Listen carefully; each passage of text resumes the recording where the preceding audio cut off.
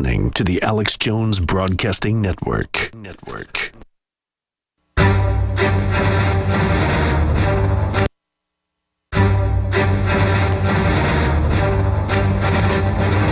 Big Brother, mainstream media, government cover-ups.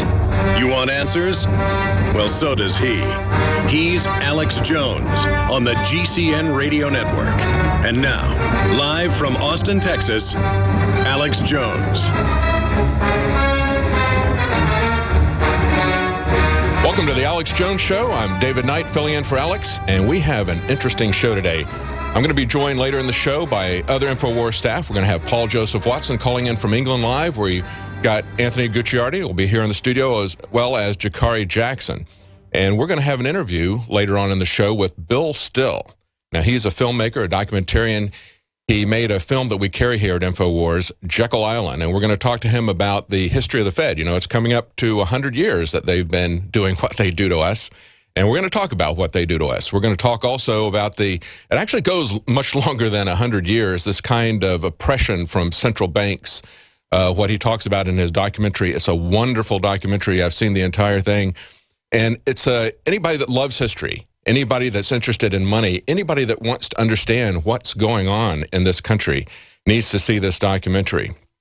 We're going to talk to him about the history of money as well as the future of money, and that's going to be coming up later on in the show. So we also want to take some of your calls. We're going to be talking to, as I said, Anthony Gucciardi and Paul Joseph Watson, and we're going to take some of your calls and get some of your comments about special reports they've got coming our way. Now, we just had an election. We had, actually, in Texas, we just had our first racist election. That's right. We used voter IDs, actually photo voter IDs. Can you imagine that? We actually required people to look at it. And the interesting thing is that we actually had about twice as many voters in Texas, even though that was supposed to suppress turnout. It actually didn't suppress turnout. We had a lot of voters in Texas show up. But, you know, showing a photo ID, that's not really a racist thing, is it? Is that really a racist thing? The same laws that the Department of Justice, Eric Holder, is coming after Texas as well as North Carolina because they're requiring photo ID. And yet they allow it in Indiana, and many other states have exactly the same laws. But they're coming after Texas and North Carolina. Why? Well, they say that because these states are in the South, because they're part of the old Confederacy, that therefore these laws must be racist laws. It's absolute nonsense. I can tell you, coming from North Carolina, I had a friend of my brother-in-law's tell him that he went to vote. And, of course, in North Carolina, you would, in the past, just show up and give them a name and an address, and they look it up. Well, anybody can look up a name and address in a phone book, so you can basically go in and vote the phone book. And they give you plenty of time to do it, too. It's not just one election day, of course. That was another reform that we got, was extending the election periods, not just absentee ballots, but you have a very long election period. So a dishonest person can go in and vote often and vote early, as they say. Well, my friend went in to vote, and he gave them his name and address, and they said, you've already voted today. He said, no, they can't be there. Oh, no, you voted, and your, I think it was mother, voted. She was at the same address, and she had deceased. So, you know, both he and his dead mother had already voted that day. Now, did he turn that in as a voter fraud complaint? No. He didn't have the time to bother with it. He didn't want to come on the show and talk about it. That happens, though. But people don't want to take time out of their life to pursue this. And so what we hear from the Board of Elections is, well, it's not really a problem because it isn't happening. It is happening. It's very easy to happen. It's not an oppressive thing to have voter ID. As a matter of fact, here in Texas, you got 7 choices of photo ID, things like a driver's license, a military ID, or a passport. It's not an oppressive or racist thing to require an ID, a picture ID. A lot of places require that just to cash a check or to do a transaction in a retail place. But we've also got other election results that are coming in. You know, I like to call these unelection results because in an election, you get to make a choice, but not in the unelection. And we're going to talk about that right after the break. We'll tell you exactly what I'm talking about with an unelection result. Stay tuned.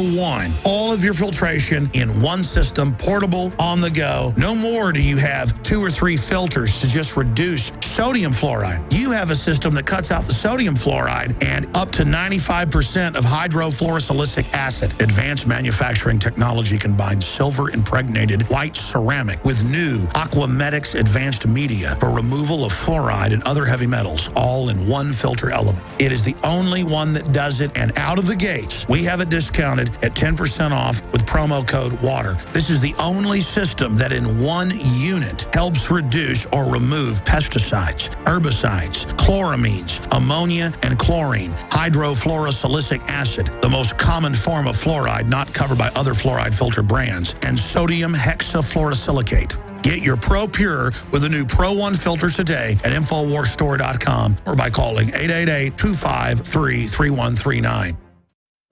I had tried everything. I'd cut back the amount of food I was eating. I was lifting weights and jogging, but nothing was working. My body was literally starving for minerals and trace elements as well as key vitamins. And as soon as I had that, I immediately could eat half of what I was eating previously and be satisfied. Now, there are hundreds of great products at InfoWarsTeam.com, but I want to point out the 3 that have helped me lose 37 pounds in just 2 months. Products like Beyond Tangy Tangerine, Pollen Burst, and Rebound. When I started taking the Tangy Tangerine and other products every day, I lost more than 37 pounds in just 2 months. Now that's results. I want to challenge my listeners to go to InfoWarsTeam.com and to order just 3 of their products, and you will see the changes in the way you look, feel, and in your appetite almost immediately. Start your journey to health and wellness today. InfoWarsTeam.com. Strategic relocation is a systematic way to think strategically in the future about how do I safeguard. Renowned author and expert, Joel Skousen. The U.S. isn't building huge underground bases and bunkers because of some terrorist threat. They know that a massive nuclear attack is coming. They want that attack to come. Joel Skousen is renowned as one of the world's foremost experts in strategic relocation and the securing of your home. What I tell people is that you do have time. We talk about natural disasters, the health environment, we talk about pollution, the water quality. My personal experience about being in every one of these states, most people won't even be ready, won't be able to get out of town because there'll be absolute panic. There is no preparedness without strategy. This Christmas, give the gift of preparedness. Strategic Relocation, the film, with Joel Skousen and Alex Jones. Available only at InfoWarsShop.com or by calling 888-253-3139.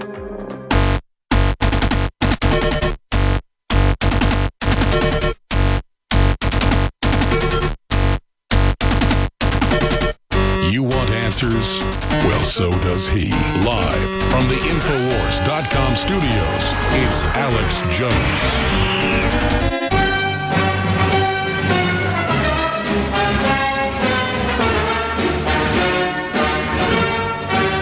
Welcome back to the Alex Jones Show. I'm David Knight, filling in for Alex, and I love that bumper. If you haven't seen that, you need to take a look at that on video. They did a great job of a retro bumper there. As well as Alex kind of going into this Pokemon thing that he does there, but not in real life. So we were just talking before the break about how we just had our first racist election here in Texas. That's right. We had voter ID, photo IDs, like you have to show when you're cashing a check in most places. And everybody said that's going to suppress voter turnout, and yet we had a 2-fold increase in voter turnout. Didn't happen. And these are the same laws that many other states have. Indiana, several states in the Northeast have enacted photo ID laws. And yet in Texas and in North Carolina, Attorney General Eric Holder is coming after those state laws, accusing them of being racist. And that simply isn't the case. As I mentioned before the break, I know personally of someone who went to vote in North Carolina when there were no voter ID laws, and was told that he had already voted along with a dead relative that lived at the same address. But, you know, I think the real story here is the unelection that is going on. And we're getting returns from the unelection every day. Just a couple of days ago, we learned that 900,000 people in California were unelected from their health care plan. They didn't get a choice in that. Well, now we find out that in Colorado, 250,000 people have been canceled from their health care plans. That's kind of the unelection, isn't it? You know, you were told that you could keep your health care plan. You had picked out what you want to do. Can't you make a decision about your own life? You know, we're supposed to be able to make decisions to elect people to rule over us like kings and tyrants, but we can't be allowed to make decisions about what our health care is going to be, evidently, according to Obama. That's not really going too well. He got skewered pretty well at the Country Music Awards last night. They had a couple of country and western singers, Brad Paisley and Carrie Underwood, and they quipped, I started signing up last Thursday, and I'm almost done. So I don't know. That's a pretty good turnaround. They shouldn't be complaining about that. We've also kind of got some returns from zombie elections. We find out that in Washington State, we had 2 dead candidates are winning their election races. And I guess that really kind of works if you've got people who are dead voting. Wouldn't you expect they'd vote for dead candidates? We come up with a new party, the Dead Party, maybe, the ungrateful dead. I guess we're not grateful enough for what Obama's done for us with health care. Another sad thing that came out of the election results was the $22 million propaganda campaign that Monsanto ran, as Anthony Gucciardi reports on Infowars. And basically, they outspent the opposition yet again on just an honest labeling campaign for GMO. Wouldn't you like to know what's in your food? I mean, why can't we know what's in our food? I guess like laws and sausage, we're not allowed to know what's in our soda pop either. We don't want to know what goes in there, because if you knew what went into laws, sausages, and soda pop, you probably wouldn't want to have anything to do with any of those. And this happens over and over again, that we get outspent, and people are very easily swayed if they're, see, commercial after commercial, obviously. Mike Adams has an article that he put out after the election talking about that and saying over and over again, we're getting taken out at these simple issues of just letting people know what's in their food. And he pointed out that we need to change our strategy. It's a very much, we're trying to go against these people in their strength. We can't out-PR them. We can't out-advertise them. And he says we need to go to some kind of an asymmetrical warfare.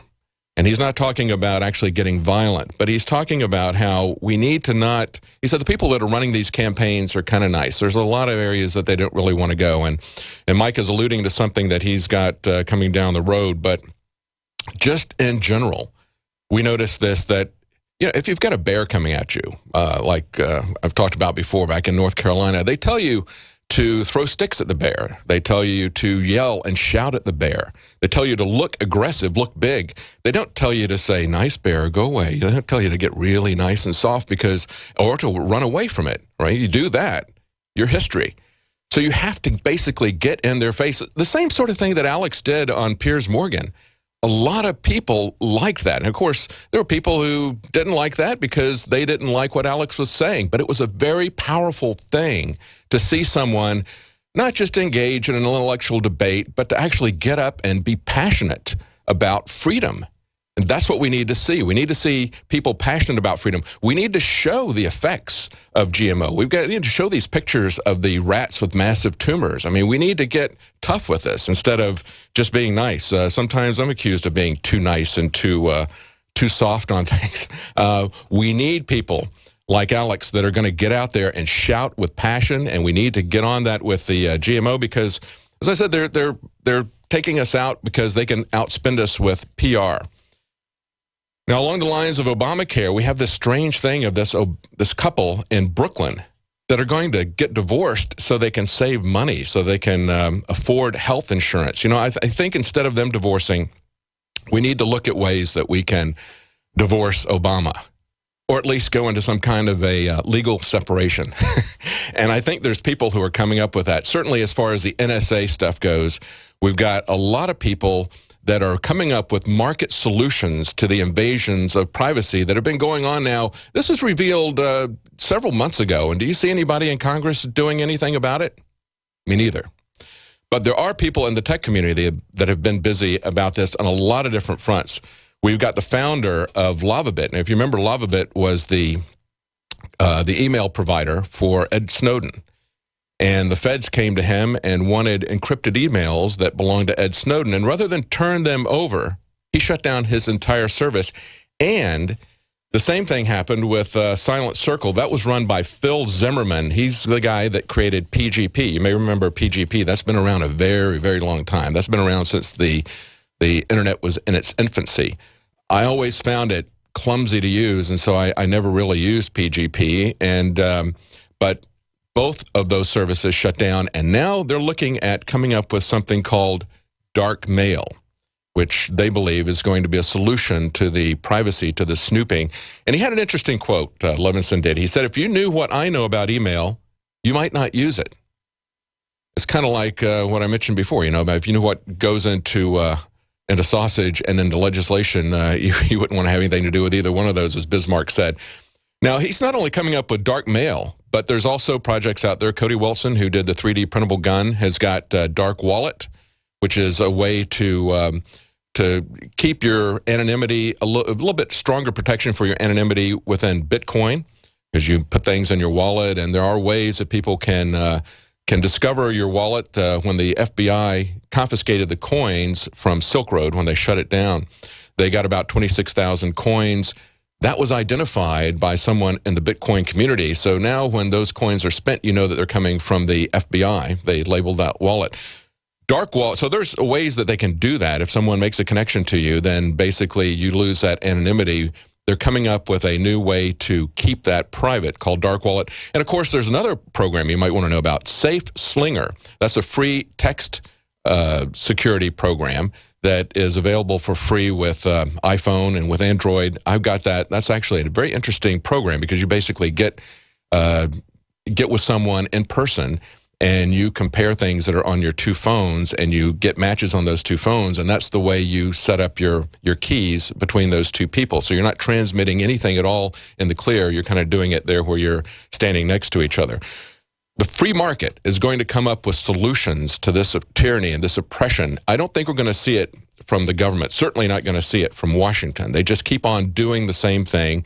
There's no legislation being brought out by anyone that I'm aware of that's going to rein any of this stuff in. And every day we get more revelations about what the government's doing. Today we find from the New York Times that CIA is said to be paying AT&T for call data. Now, here's the interesting thing about that.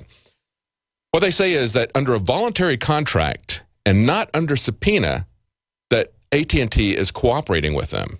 So they're not getting subpoenas, they're not getting court orders, they're just doing it voluntarily. The reason they can do that is because the government maintains the idea that if you give your information to a third party, like to a phone company or to an internet provider, then that third party can voluntarily turn over your private information, and they don't need a search warrant. In other words, if they were to come directly to you, they would need a search warrant. But if they get it from somebody that you gave it to, they're saying that they don't need a search warrant. That's one of the major reasons that they're coming up with CISPA, is to give litigation protection to these companies, because they've essentially betrayed their trust to you. Even though they may have it, and probably do have it, buried somewhere, and they're constantly changing terms of and services conditions, still, what they're doing is they're cooperating with the government, and they still have some legal exposure in that. So that's one of the things that CISPA was about giving these large corporations legal immunity from lawsuits because they violate your property, your privacy, turning over your information voluntarily to the government. So we see that the CIA is doing that now with AT&T. No big surprise there. We also see, though, that the inventor of the World Wide Web is criticizing the NSA over privacy breaches.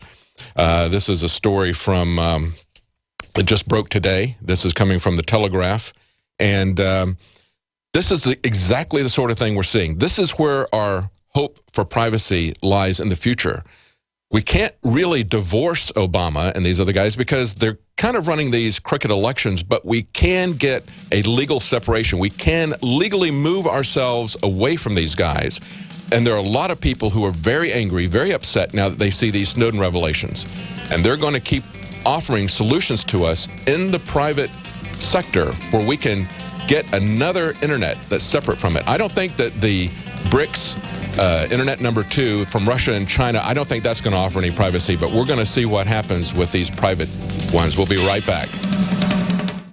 Every day it becomes more clear our nation is headed towards an uncertain future. Nothing can ensure your family's security like an Atlas survival shelter. The strongest money can buy and designed to be buried up to 42 feet deep with all the comforts of home and all the protection you need. Bulletproof hatches, tamper-resistant air pipes, and a unique ground design that'll withstand a bomb. See them today at iwantthatbunker.com or call 1-855-4BUNKER. Atlas Survival Shelters. Better prepared than scared. This month only at Emergency Essentials, get 34% off freeze-dried roast beef. That's a number 10 can with a 25-year shelf life for only $32.99 while supplies last. Ever tried cooking a holiday dinner during an emergency? Try our new Thanksgiving dinner combo. On sale now at 24% off. And the Katadyn Hiker water filter is only $49.99. That's 38% off. Call Emergency Essentials at 800-999-1863 today or visit BePrepared.com. The low price leader. The choice is clear. Be unprepared or BePrepared.com.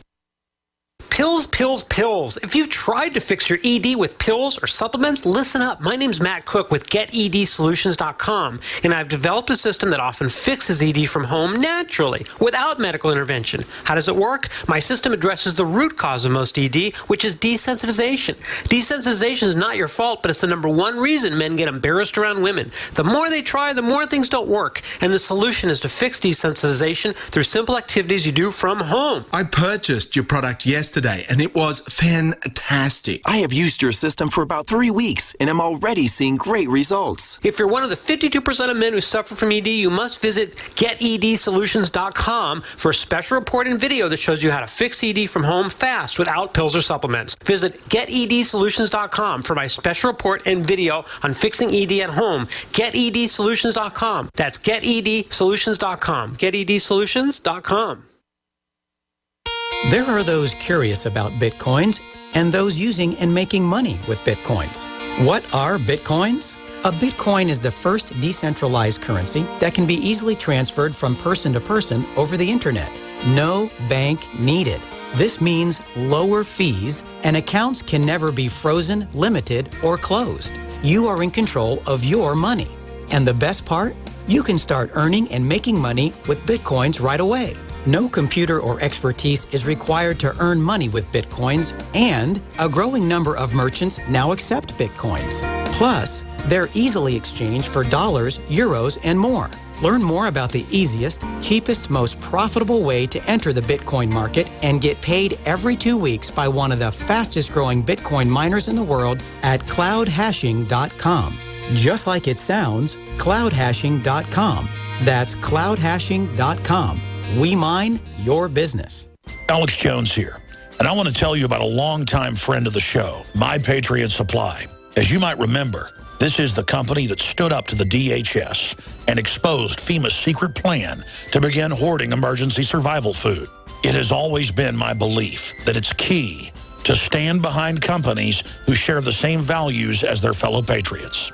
My Patriot Supply brings us their exclusive Patriot Pantry brand, along with many other fine preparedness products. I personally store and use their high-quality products. It tastes great, and it's easy to store for up to 25 years. For a limited time, you can save $50 instantly on a 4-week supply of food, along with other special offers. Visit mypatriotsupply.com/Alex today. With the New World Order making rapid advances on every front, it is essential to prepare with My Patriot Supply today. While the unions have big businessmen, and they're going out like a dinosaur. Welcome back to the Alex Jones Show. I'm David Knight filling in for Alex, and we're going to be joined here at the bottom of the hour with Paul Joseph Watson from England. And we're going to be talking about his article today about a guy calling for forced abortions. But there's a story that's going on here in Texas, and I interviewed the fellow last Friday on the Infowars Nightly News, Mark Crutcher from Life Dynamics. They broke this story back in May, and so far nothing has happened with it. They filmed, let's take a look at what some of these witnesses in an abortion, actually there's a clinic workers that have witnessed live babies being murdered by an abortionist there, exactly like the Kermit Gosnell case. And let's look at what they had to say. This is a short clip here. You see the baby alive? Yes, sir. And him kill that baby outside the womb? Yes, sir. And this would be done by jamming some sort of instrument into the either that or soft spot, or actually twisting the head off the neck, kind of with his own bare hands. And you saw that happen? Yes, sir. Mm-hmm. So he would twist the head off. I'm sorry. Sometimes he would go through the stomach as well. Sometimes he would do what? He would like force it through the stomach. The instrument, is it beards? And like twist it. Yeah. And you saw that? Mm-hmm. Anything that he could get to the fastest, like she said, the umbilical. He was probably perforating the umbilical cord. I normally saw either the snipping of the spine or the introduction of the instrument in the soft spot of the fetus, normally, or twisting of the neck. I remember he would put like his finger. Yeah, or his finger. Oh. He'd take his finger and then through the throat. Yeah. I have watched that several times, and I cannot get used to that. That is essentially the same thing that Kermit Gosnell was convicted to life in prison for, and several of his co-workers there at that clinic. And as Life Dynamics has pointed out, if you are a worker in one of these clinics and you don't come forward and put this out there, you are an accessory to murder, and we've already seen that happen in the Kermit Gosnell case. Now, this was just a clip of the testimony that they had. They had the full testimony, and they sent that to several law enforcement sources so they could see the unedited testimony. They sent it to the Homicide Division of the Houston Police Department. They sent it to the Texas Medical Board. They sent it to the Texas Department of State Health Services, and they sent it to some state legislators. And 20 Texas lawmakers sent letters to these people saying that they wanted an investigation. And yet here we are, about 5 or 6 months later. That was in May. We're now in November. Nothing has been done yet. It's kind of like the Sherlock Holmes story, the dog that didn't bark. And so the question is, why is there no investigation going on? There's connections between the mayor of Houston and Planned Parenthood. Her partner, she's openly homosexual. Her partner is very high up in the Planned Parenthood, and also part of the. There's some issues with campaign finance that I'm not sure if those were vetted out or if they're still under investigation. But this article, there was a lot of coverage of it in May when it happened, because they released this information right after the Gosnell trial, and it was picked up by the Daily Mail and others. The Daily Mail went the headline, Second House of Horror Abortion Clinic where doctor twisted heads off of fetuses and necks with his bare hands is investigated in Texas. Well, it's not clear that it is being investigated in Texas. Scroll down to that article, guys. Take a look at this abortion clinic. And every time you see an abortion clinic, this thing is set up, it looks like some kind of a dark prison. You can look at this on Google Street View. That's what they embedded in the article. A metal gate around it, concrete bunker-like building with a few windows. Most of the time, they don't even have windows on the first floor, so you can't see in.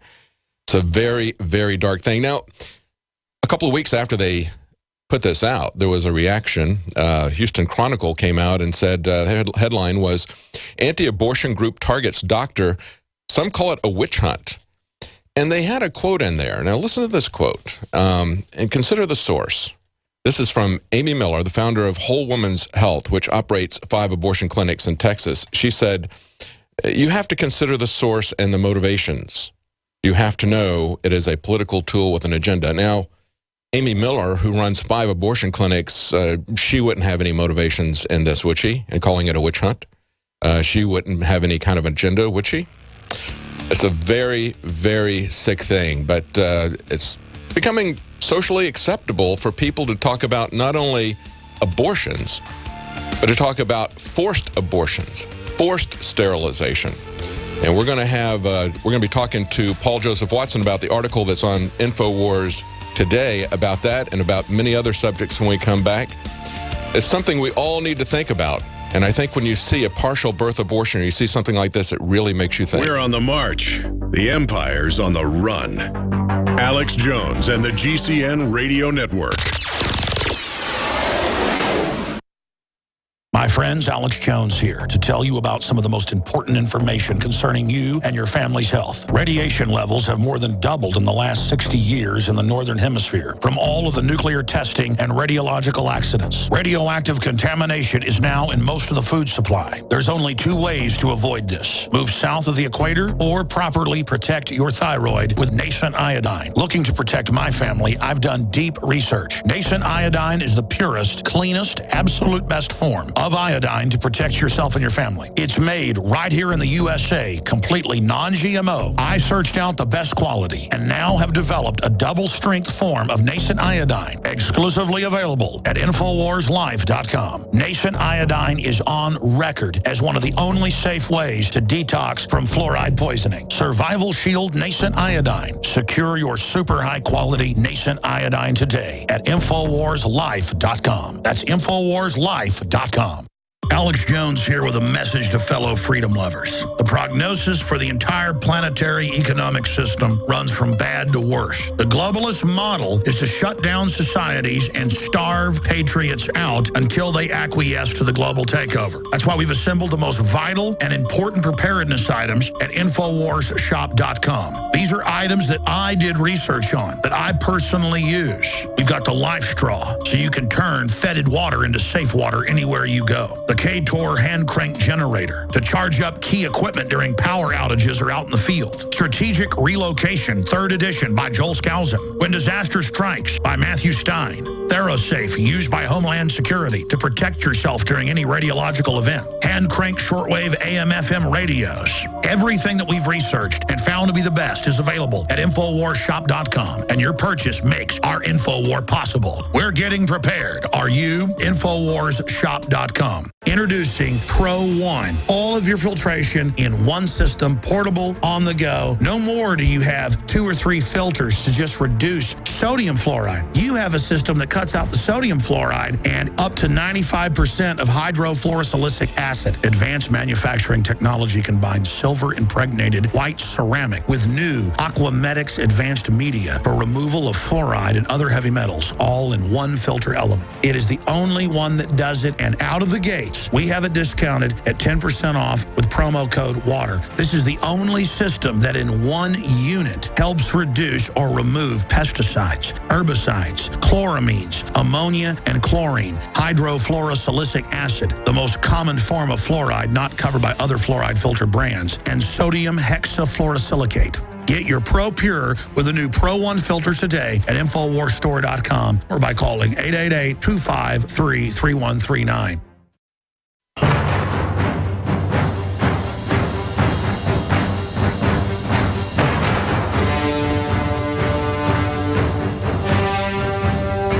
Crashing through the lies and disinformation.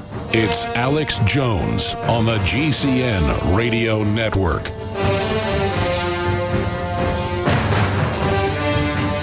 Welcome back to the Alex Jones Show. I'm David Knight, filling in for Alex, and we're joined right now with Paul Joseph Watson from England, one of our InfoWars staff writers. I'm sure you've read his fine articles that he puts out all the time. One of the key writers that we have here. We've got a great staff on the website, as you all know, I'm sure. Paul, are you there? Yes, good to be here, David. Hey, it's nice to talk to you finally. We've sent emails back and forth, but I've never actually talked to you in the past. So I don't know if you heard this story that I was just talking about that's happening in Houston, where we have another Kermit Gosnell situation. We got a doctor who has been accused of his staff of twisting the heads off of babies that are born alive.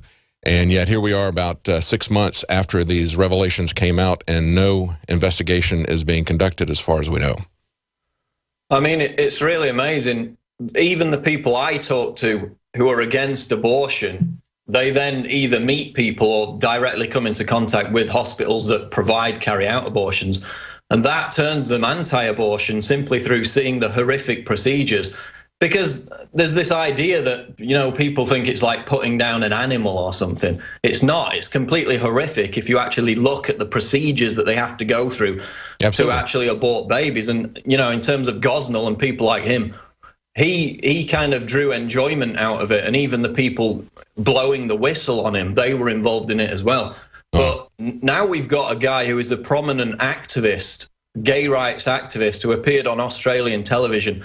And he openly advocated that abortion be made mandatory for 30 years, forced abortion. And I think we've got the clip. Yeah, let's play that clip. Do you each think would have the greatest potential to change the world for the better if it were implemented? Dan, let's start with you. Oh my God. Hard one. You got to give us a minute to think about that.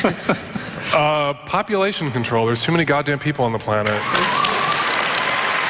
And I don't know if that's a... Yeah, applaud that. You know, I'm pro-choice. I believe that women should have the right to control their bodies. Sometimes in my darker moments, I'm anti-choice. I think abortion should be mandatory for about 30 years.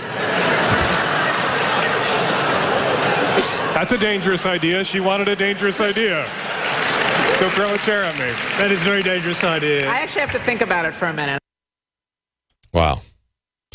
You know, they can talk about that in the abstract, but I've got an idea. I've got an idea that's pretty dangerous. So we actually had a revolution over it, that we have a creator that endows us with certain inalienable rights like life and liberty. You know, and Jefferson, who wrote that, also said, the God who gave us life gave us liberty at the same time. The hand of force can destroy but not disjoin them. You cannot have any freedom if you're going to allow people to, at some point in time, kill other people, because then you get on this slippery slope as to when you can kill people. When can you euthanize people? When can you abort people? Well, and, you know, how that is carried out in countries that do provide forced abortion is, again, horrific. I mean, look at China. They literally kidnap women off the streets or out of their own beds, beat them up, forcibly drag them to state hospitals, inject them with abortion-inducing drugs, and they have the forced abortion. It's completely horrific. And this is basically what he's calling for. And this is not some, you know, guy on the sidelines. He's quite prominent. He's got 170,000 followers on Twitter. He's regularly on HBO Real Time with Bill Maher. This is a prominent guy.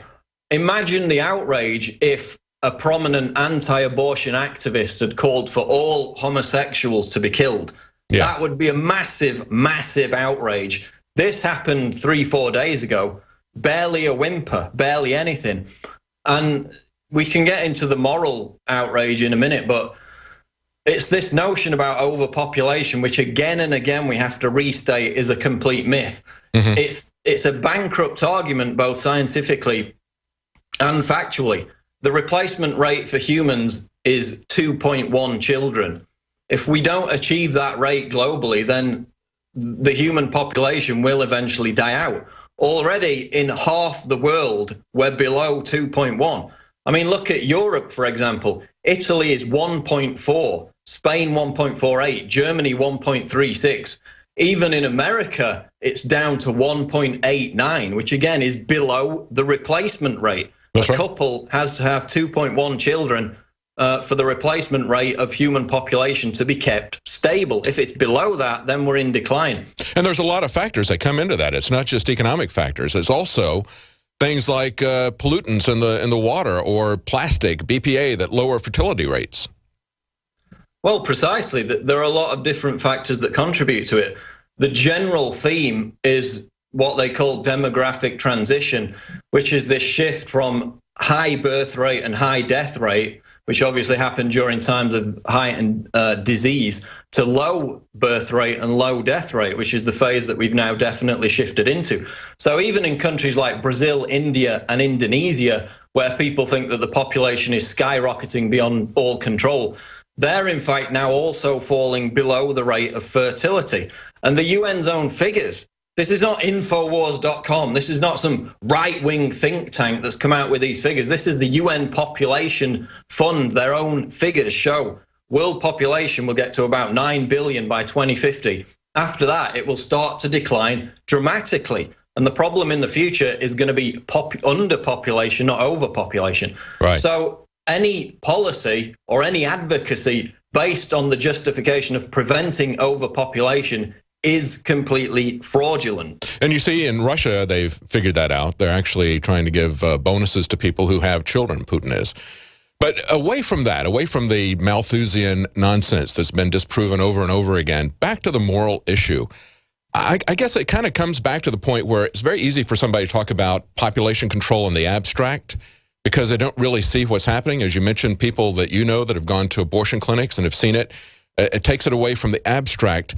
It's kind of like, I think, so many people in the abstract, they're not really worried about the NSA listening to their data, but you take that situation where Tom Mabe, the comedian, went out with a boom mic and a NSA or CIA type of suit, you know, black suit with sunglasses, and he starts recording people's conversations, standing in front of them with a boom mic.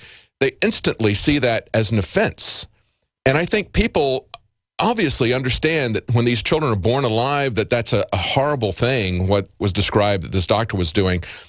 And you also see that happening with partial birth abortion, where they would partially take the child that could survive on its own and abort the child and call it an abortion because part of the baby is still inside of the mother. You get into this slippery slope area where are you going to say that it's a murder if the baby is partially inside the mother, if it's totally removed from the mother, if it's full term? At what point do you decide that it's murder? And that's the problem. It's kind of the same thing that we see happening in Gitmo. There was an article today from Russia Today, and this fellow was talking about how he was tortured in Gitmo, and he said it was an area without any laws.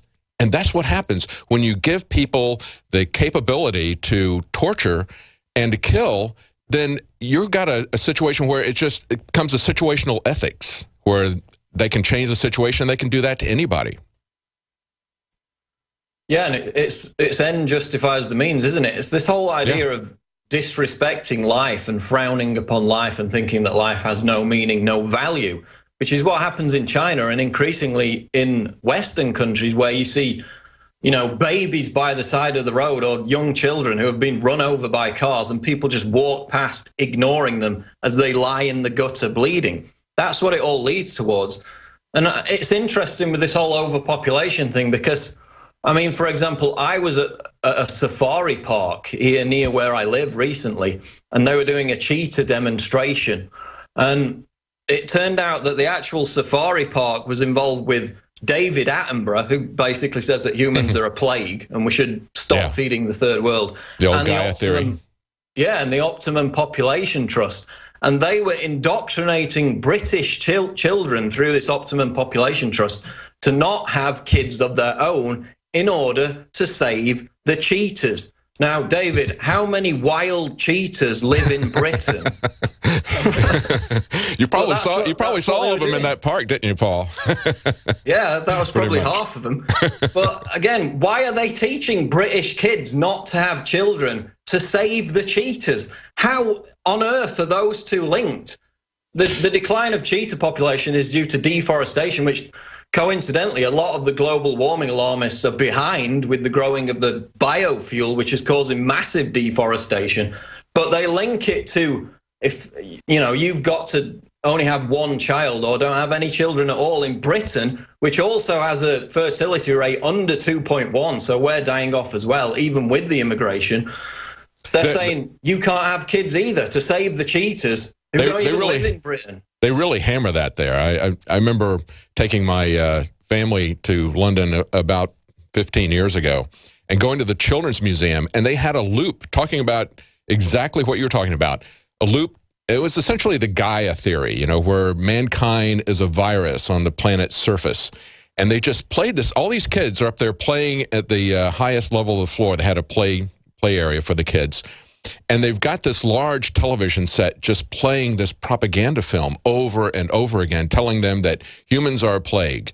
Overpopulation is destroying all the other life forms, and we need to get rid of the humans. I mean, it's absolute eugenicism. It is, but total population control. Even they must know that it's completely fraudulent. They must know the real science, which I just talked about. So it even goes beyond like racist eugenicist beliefs about culling the herd to the point where the elite act as if they totally have hate and contempt for humanity, like they're some kind of invading alien species that's being brought here to wipe us all out. it's difficult to put it into logic because they must know that it's complete nonsense, and yet they still push it. They indoctrinate the children with this belief, this eugenicist belief. Yeah, exactly. Now, you've got another article you wanted to talk about. You told me that utility bills in Europe, of course, are skyrocketing because of carbon taxes and other regulations. It's another part of just the entire oppressive infrastructure of changing not only the number of people that we've got, but the quality of everyone's life. And really, if you look at it, it's not just a quality of life issue, but it is also an issue of how long you're going to live. If you look at cheap, available energy, that's a very good predictor of lifespan for a community. Well, yeah, it's, CO2 emissions are directly linked to prosperity, to quality of life, which is what this post-industrial revolution is all about. Recently in Britain and in Europe in general, people are paying 17% more for their energy bills. There was this big controversy about the energy companies raising their electricity and gas prices. And the explanation given for that was that it was these greedy energy companies hoarding all the profit. It was this socialistic explanation. But what the news media, especially the BBC, didn't explain is the fact that these energy companies are mandated to implement European Union CO2 emission targets of 20% below 1990 levels. And the way they do that is by funding, quote, renewable energy like wind farms, which, as we know, are completely useless. It actually costs more money in public subsidies to keep them running than the actual monetary value of the energy they generate. So these energy companies have to pay money to build wind farms. Meanwhile, as in America with the EPA, they're being forced to mothball coal plants which provide cheap energy. And these costs for renewable energy are being passed on directly to the consumer. So it's already a carbon tax by stealth. So it's not the greedy energy companies that are doing this. They're being mandated by law to enforce European Union CO2 emission targets. So again, it goes back to this idea of collecting power in the hands of the state. Socialists will complain and whine all day about high energy bills, and they'll blame the greedy companies for it, but it's not their fault. They're only enforcing what they're mandated to do by the government, which is what's causing these energy prices to rise. Yeah, renewable energy is a very trendy thing, and it's a great idea when you do it individually, when you do it off the grid. If you want to get solar power, if you want to get wind power, and you can most expensive part of those systems is trying to store the energy so that you have something, if you're off the grid, you have something when the wind is not blowing or when the sun is not shining. It really doesn't work for a major company, for the utility companies that are on the grid, because they have to store the energy and they can't keep up with especially for wind power. It's constant. If you look at the output, it's not a constant output, it's constantly changing. And it basically is all over the place. They built a large wind farm off the coast of Ireland, and they thought that if they extended it over a larger area that they would smooth out the peaks and the troughs, but instead all they got were larger peaks and larger troughs. And there's no way to smooth that out. You can't have electricity that is pulsating up and down over the grid. It has to be very stabilized. So that what they wind up doing is cycling these existing coal plants as if they were some kind of an AC power source, and it increases the carbon output of the coal plants by making them turn on and turn off to supplement the power that they're getting from the wind. Well, precisely. And I mean, look at what's happening in Spain. You've got people who've got solar panels, which is all fine and well. And now the government is taxing them for generating energy with their own solar panels. Right. So they won't let you have self-sufficiency. But the point about the energy bills is, it's not hitting the corporations, the oil and energy companies. It's hitting 80-year-old pensioners in Europe, some of whom are literally going to freeze to death this winter because they can't afford to pay the bills. And it's these green taxes. It's carbon taxes by default. They didn't have to impose it on, tax per mile. In Europe, they're already doing it. In America, you've got the shale boom, which is kind of offsetting it a lot, but it's going to come to America too. And again, it's about post-industrial revolution. It's about a green economy, which in Spain has caused a 26% unemployment rate, 56% youth unemployment rate. And Obama said that was the model for America. So you've got that to look forward to. Well, you know, you mentioned the tax per mile. Now they're starting to talk about that in the U.S. as well. So you get people who go out and they buy renewable energy sources like solar, and then they get taxed by the Spanish authorities for having solar panels. You have people who go out and buy fuel-efficient cars, and then they change the method of taxation. We have a gasoline tax, which is basically a use tax. It's an anonymous use tax that they don't have to know where you're going or how much you're driving. They don't have to track that. But it also reflects your use of the road. And you can do something to, if you're concerned about exhaust emissions for whatever reason, you can get a more fuel-efficient car. But now they're going to penalize the people who have invested in fuel-efficient cars. Well, that's similar to what's happening in France, which is this eco tax on vehicles weighing over 3.5 tons. So any vehicle that they're using to transport goods is now being hit with this eco tax. They had to temporarily roll it back because this past weekend there were huge riots in Brittany and other areas of France.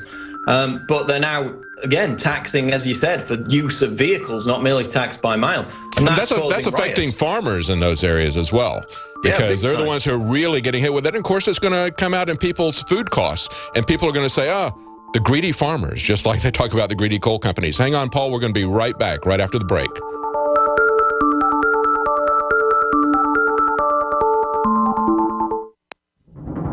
Time and time again. You need to come here and help us. We need assistance, please. Those we should be able to depend on let us down. Federal and state and local officials saying help is on the way. Well, the folks here in Bell Harbor say, show me. Don't depend on the government to save you. Take action now so that you're prepared for the next disaster with MyPatriotSupply.com. Get the best prices on storable food, non-GMO seeds, water filtration devices, home canning equipment, survival and self-reliance books, and more at MyPatriotSupply.com. Call 866-229-0927. We are hurting down here and we need help immediately. Before it's time to survive, it's time to prepare. MyPatriotSupply.com. MyPatriotSupply.com. You are now in the crosshairs. The NSA and the FBI are treating you like a criminal and monitoring your every move. Ron Paul said recently, the evidence of the totalitarian nature of this government is on display undeniably every day. What's taking place right now is a coup and the destruction of the Constitution. Fortunately, there is something you can do about it. Learn how to be invisible, lock down your privacy, and even disappear forever. Go to privacylockdown.com to learn how. That's privacylockdown.com. When disaster strikes, what will you do when the power goes out and the gas lines go down? Do you have an emergency backup plan in place? Well, Stove in a Can needs to be part of it. Stove in a Can is portable, safe, easy to use, cooks food for hours, and boils water in minutes. Propane tanks are a hassle, and lighter fluid and gas can be dangerous. Don't wait until it's too late. Order yours today for only $29.99 at stoveinacan.com. Special bundle offers available with a 100% satisfaction guarantee at stoveinacan.com. My friends, Alex Jones here to tell you about some of the most important information concerning you and your family's health. Radiation levels have more than doubled in the last 60 years in the Northern Hemisphere from all of the nuclear testing and radiological accidents. Radioactive contamination is now in most of the food supply. There's only two ways to avoid this. Move south of the equator or properly protect your thyroid with nascent iodine. Looking to protect my family, I've done deep research. Nascent iodine is the purest, cleanest, absolute best form of iodine to protect yourself and your family. It's made right here in the USA, completely non-GMO. I searched out the best quality and now have developed a double-strength form of nascent iodine, exclusively available at InfoWarsLife.com. Nascent iodine is on record as one of the only safe ways to detox from fluoride poisoning. Survival Shield Nascent Iodine. Secure your super high-quality nascent iodine today at InfoWarsLife.com. That's InfoWarsLife.com. Crashing through the lies and disinformation. It's Alex Jones, only on the GCN Radio Network.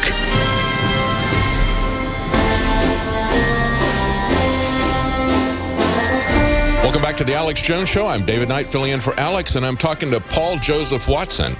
And we've been talking about renewable energy and what it's doing to fuel prices in England. Now, I said we would take your calls, and we've got a very special caller who always goes to the front of the line. That's Alex Jones, and he wanted to get in on this renewable energy discussion that we're having. Alex, are you there? Yes, sir. I'm out here taking care of errands for the Infowars operation, about to be back into the office. But just listen to the great job you're both involved in. I'll let you get to those calls in this segment.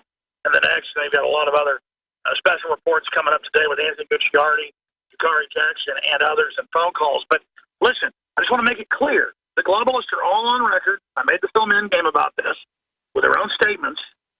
They are creating a post-industrial world on purpose because the mega elite corporations are all exempt from these regulations. GE is exempt from the coal regulations that all the other companies aren't. All the big companies are exempt from the Obamacare. That is the heart of all this that cuts right through all their fake arguments. They are conscious criminals consolidating the economy, but creating socialism and communism at the grassroots. They're offshore exempt under fascism with diplomatic immunity to make you dependent. So they will always raise the taxes, and they will always raise the price of energy, the ultimate tax. It's a form of siege, to where it's impossible to pay. And that is how they social engineer. It is totally diabolical. Look at Venezuela going bankrupt with their health care. Look at EU healthcare going bankrupt. But the elites all have their private clinics. So this is the plan. And people have to understand, it's not socialist mismanagement. People wonder why it's so screwed up. It couldn't be worse because it's precision military economic warfare on record, and that's what they're doing. That's why I'm not against gay people. I don't even think about that. They say, oh, you don't want to accept me teaching your 5-year-olds about it. It's in all the government documents that we cover in Endgame 1.5 that they said we're going to teach this and go after heterosexuals in the family and tax the family where you cannot reproduce. We're going to add sterilants. And that's why they have the gay leaders everywhere. Literally, I was invited 10 years ago to a birthday party of a cousin who's gay. And the people all walked up to me bigoted,ly. I mean, I'm talking at a bar with like 100 gay people, okay? And henpecked all the straight people there and told me it was gross that I had a son and that my wife was pregnant again because she was there and pregnant. And they literally ran us out of there. They were bigoted. I'm not bigoted, and I'm sick of it. This is a type of biological suicide bombing operation to cut everything off and to teach our kids, that you don't need to have kids and it's bad. At Whole Foods, people marched up to my wife probably 15 times and said, you shouldn't have 3 kids. They can go to hell. I'll have more if I can. Anyways, God bless you, gentlemen. That's what I call them about. They are the racists. They are the bigots. I'm not talking about the average gay person out there. I'm talking about the establishment using it as a weapon against humanity. God bless you, gentlemen. And it's not just that they're exempt from the taxes, Alex. It's that look who they want us to pay for indulgences. They want us to talk. They want us to give money to Blood and Gore, to Al Gore and his partner, Blood. They want us to pay them like a religious indulgence to use energy. They want to make everybody renters. They don't want anybody to have anything. Just like the Federal Reserve, just like we have to pay them every time a dollar is created, every time you use a watt of energy, you have to pay Blood and Gore. What do you think about that, Paul? Well, I mean, that's it. And going back to Ted Turner, he got 5 kids. I mean, he supports the one-child policy for the world, and he's got 5 children. Yeah. Same with Al Gore. I think he's got 4 kids. Well, he's exempt.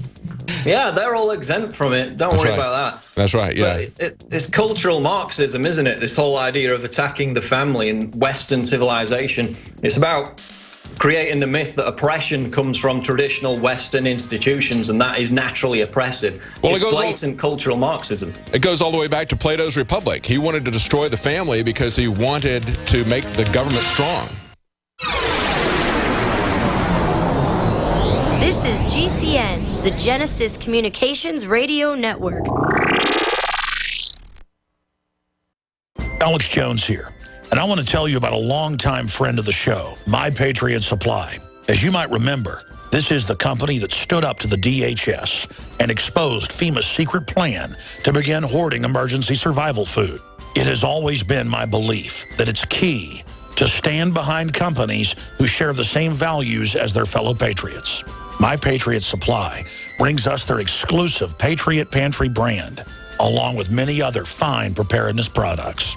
I personally store and use their high-quality products. It tastes great, and it's easy to store for up to 25 years. For a limited time, you can save $50 instantly on a 4-week supply of food, along with other special offers. Visit mypatriotsupply.com/Alex today.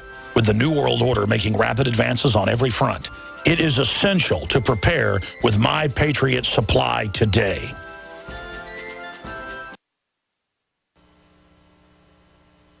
Waging war on corruption. Alex Jones on the GCN Radio Network.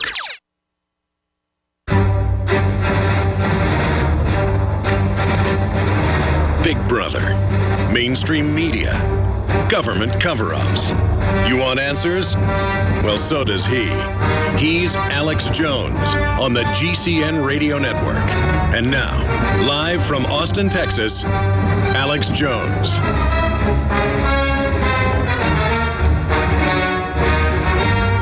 Welcome back to the Alex Jones Show. I'm David Knight, filling in for Alex, and I've got Paul Joseph Watson on the line with me. We just had a discussion with Alex, also talking about the eugenics, the forced abortions, population control that are being called for, the skyrocketing energy prices, attacks on the family. These are all related, aren't they, Paul? They're all tied together. It's part of the post-industrial revolution. It's the attack on Western civilization, the attack on biblical Christian beliefs, which for better or worse have provided stability in the West, and now they're trying to overthrow that. And as I said before the break, it's cultural Marxism to the nth degree. That's right. And we're talking about, briefly, I mentioned Plato's Republic. He wanted to make sure that in his ideal republic, where you were going to have this benevolent dictator, presumably, he wanted to make sure that there was no family structure. So he promoted sexual promiscuity so that nobody would know who their mother and father were. And the children would be raised by the state, and the children would be loyal to the state, not to a family, not to a mother and father. And that's the same type of program that we see actually put into the government schools. That was in the writing of Thomas Dewey and Horace Mann, many of the founders of government education in America. They were not happy with the way families were raising their children. They didn't want them to have these religious values or whatever. They wanted to move them into a socialist control where the government told them what to think, what to do, shaped everything for them. The old adage, give me a child by the time they're, up to the age of 3, they're mine for life, that type of thing. It's similar, isn't it, to both the Communist Manifesto and that document which they called the 45 Declared Goals of Communism. That was all about weakening the family, and also a lot of the cultural aspects that they introduced from the 60s onwards were about that, including specifically modern art, which it later turned out was funded from the 50s, Jackson Pollock and all that crowd, by the CIA itself to make art non-political. So through a variety of different cultural ways, they tried to weaken the fundamental base of Western civilization, and they're aggressively doing it to this day. That's right. Let's move on to another article that you've got up. DHS publicly denies preparation for riots and civil unrest. Now, you've been at the forefront of showing us what the DHS is really preparing for, what Homeland Security is doing, buying massive amounts of ammunition. You went to the FedBiz.ops site. You showed the actual documents where they're ordering this stuff, and there was a lot of pushback on it. It took a very long time, but finally everybody started to realize this is real. Exactly, and then the DHS came out a couple of days ago to the International Business Times and said, basically, these reports are false. They're not preparing for riots. Their direct quote was, this routine acquisition planning is not in response to or anticipation of any potential situation. But in their own solicitation documents, they said precisely the opposite. These preparations are not routine in any way, shape, or form. I mean, just the ammunition that they're buying is enough, as people pointed out, to fight the Iraq War at its peak for 20 years. And the armed guards, $80 million in armed guards in New York, they said, I didn't say it, Infowars didn't say it, the DHS said it was for, quote, public demonstrations and civil disturbances. Those were their words, not mine. And then with the pepper spray projectiles, they said, these are just for training purposes.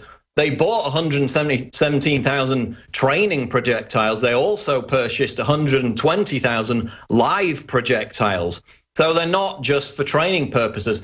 And again, when they bought riot gear back in June, the DHS itself admitted that they were for, quote, riot control situations. So they're admitting it's for riot control. Then publicly, months later, they come out and say, oh, it's just routine. It's no specific situation. Again, they're lying. It says in their own documents that they are for riot control. Yeah, they were telling us that's what hollow point bullets were for. And they would go in and cherry pick the very smallest purchases and say there's nothing to worry about. Paul, it was great talking to you. Good to be on, David. Thanks. And we're going to be right back with Anthony Gucciardi right after the break. And we've got some other interesting things to talk about with eugenics. So stay tuned. We'll be right back.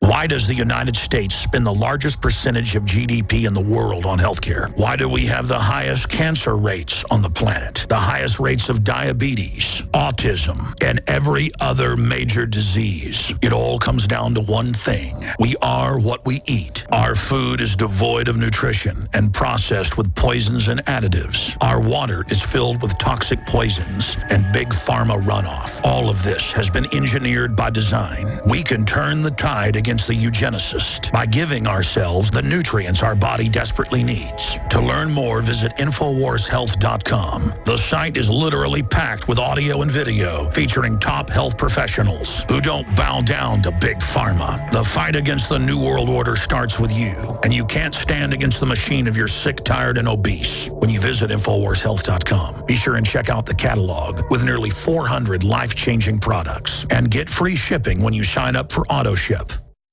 Strategic relocation is a systematic way to think strategically in the future about how do I safeguard. Renowned author and expert Joel Skousen. The U.S. isn't building huge underground bases and bunkers because of some terrorist threat. They know that a massive nuclear attack is coming. They want that attack to come. Joel Skousen is renowned as one of the world's foremost experts in strategic relocation and the securing of your home. What I tell people is that you do have time. We talk about natural disasters, the health environment, we talk about pollution, the water quality. My personal experience about being in every one of these states, most people won't even be ready, won't be able to get out of town because there'll be absolute panic. There is no preparedness without strategy. This Christmas, give the gift of preparedness. Strategic Relocation, the film, with Joel Skousen and Alex Jones. Available only at InfoWarsShop.com or by calling 888-253-3139. My friends, Alex Jones here to tell you about some of the most important information concerning you and your family's health. Radiation levels have more than doubled in the last 60 years in the Northern Hemisphere from all of the nuclear testing and radiological accidents. Radioactive contamination is now in most of the food supply. There's only two ways to avoid this. Move south of the equator or properly protect your thyroid with nascent iodine. Looking to protect my family, I've done deep research. Nascent iodine is the purest, cleanest, absolute best form of iodine to protect yourself and your family. It's made right here in the USA, completely non-GMO. I searched out the best quality and now have developed a double-strength form of nascent iodine, exclusively available at InfoWarsLife.com. Nascent iodine is on record as one of the only safe ways to detox from fluoride poisoning. Survival Shield Nascent Iodine. Secure your super high-quality nascent iodine today at InfoWarsLife.com. That's InfoWarsLife.com.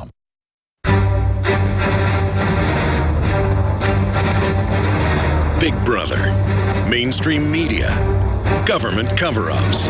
You want answers? Well, so does he. He's Alex Jones on the GCN Radio Network. And now, live from Austin, Texas, Alex Jones. Welcome back to the Alex Jones Show. I'm David Knight, filling in for Alex. We were just talking to Paul Joseph Watson about calls for Malthusian population control and the applause that celebrities get when they call for that. And before that, I talked about a doctor that we've got here in Houston that they're trying to get an investigation. It's not being investigated. I wish I could say that he was, but there's no evidence that the Houston authorities are actually conducting an investigation. But he's been accused by workers in his clinic of killing babies that were born alive, twisting the heads off of newborn babies. And so far as we can tell, there's no investigation going in Houston about that. But that's kind of the topic that we've been on. We've been talking about that, population control, and now we've got Anthony Gucciardi from StoryLeak joining us here, and he's got an interesting take take on this whole eugenicist thing from Reddick. Tell us about that. Yeah, exactly. So just going into this, even some of the most hardened listeners right now, they might know eugenics by definition means selective breeding. But throughout history, its implementation has always been to take certain races, certain individuals they deemed unfit to breed, and sterilize them or kill them off. And that even happened in the United States from about 1929 to 1974. Admittedly, in the open, they would go in and break down your door and forcibly sterilize you. I mean, that's from the Associated Press. We're talking about 60,000 people that were forcibly sterilized, mainly black women. And it is actually inherently real racism.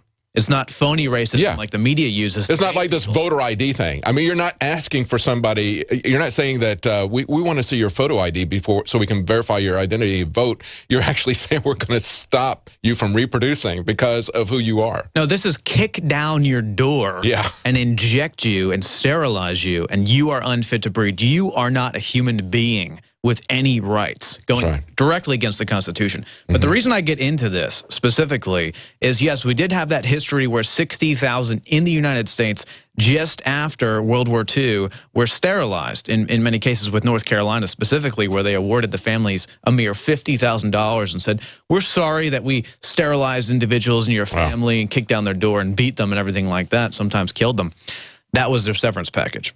I guess they figured that was a benefit because one of the tactics that abortionists will use is to tell a woman who's considering an abortion, look at how much this child is going to cost you over your life. You can't afford this. So I guess if they look at this and say, well, you know, we saved you all this money that you're going to have to feed this child and put them through college, so we saved you all that money, so here's your $50,000 extra. It's trendy now not to have children. It's trendy now to say abortions are good up to age 5.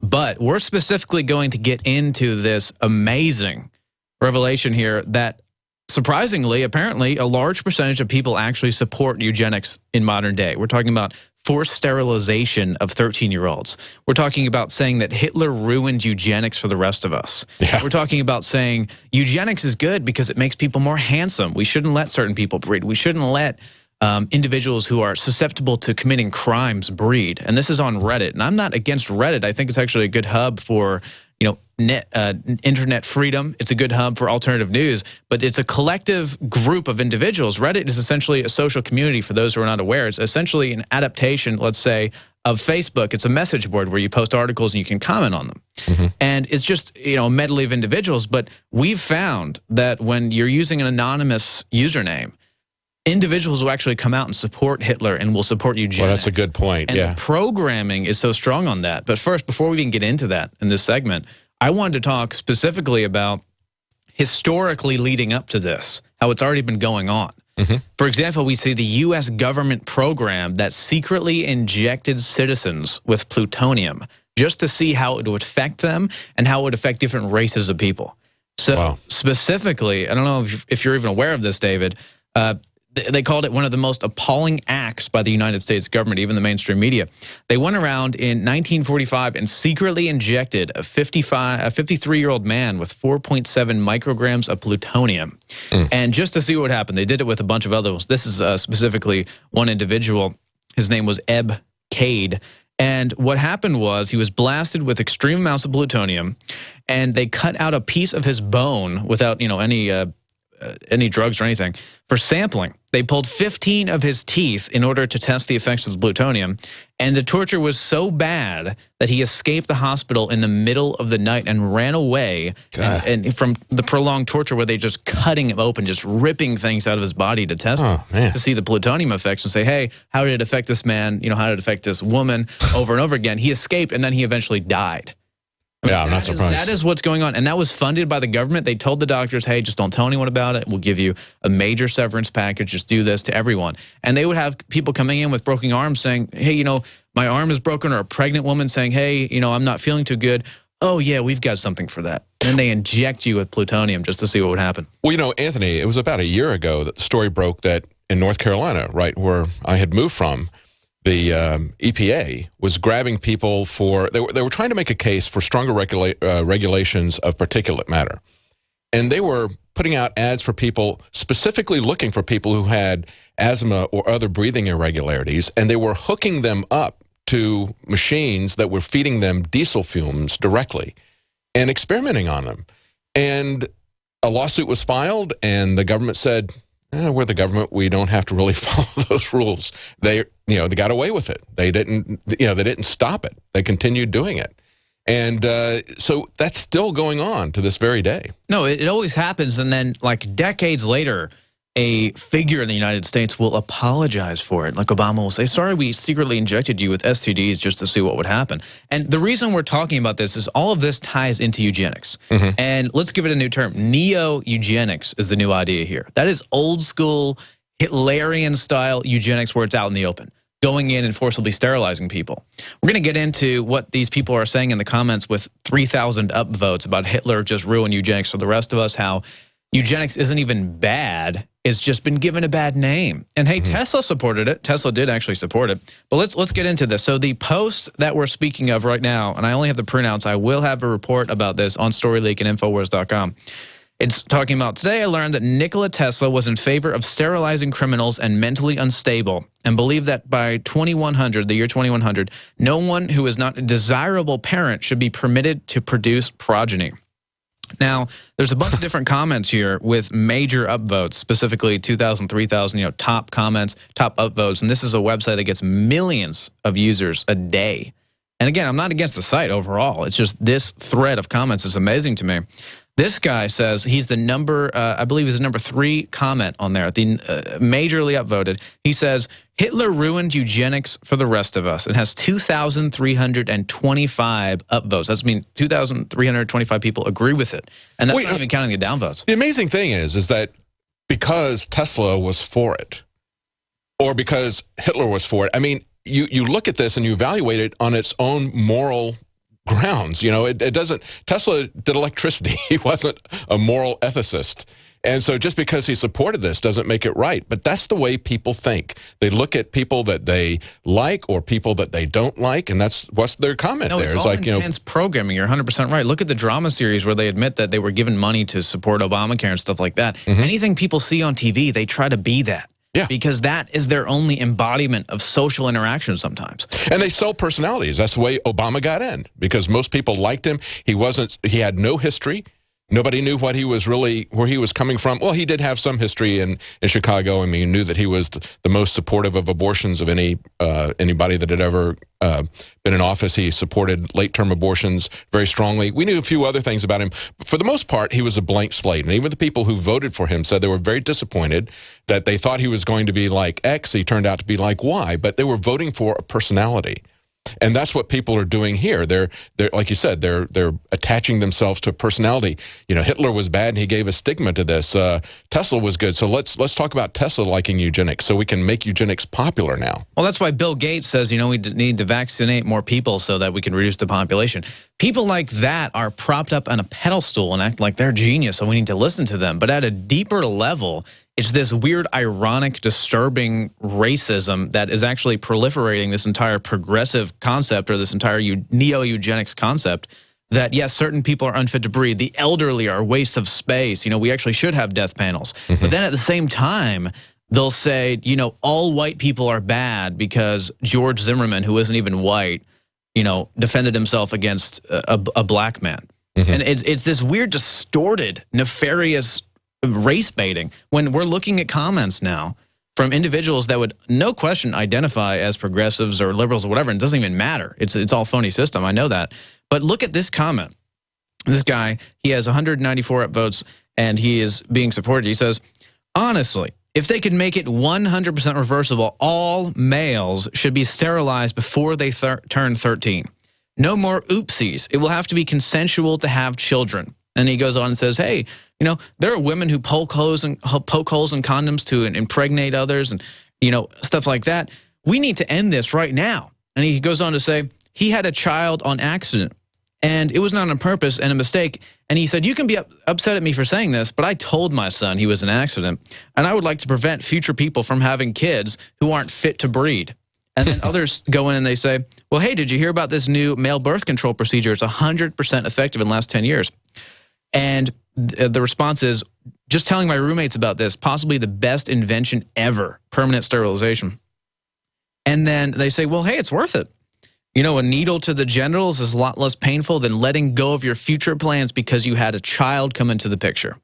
Wow. Children are now evil. Yeah. I mean, people actually think that everyone should be forcibly sterilized before they turn 13. I mean, maybe they're going to get that with Gardasil anyway, though. In California, you don't need parental permission to go in and inject girls and soon enough boys with Gardasil.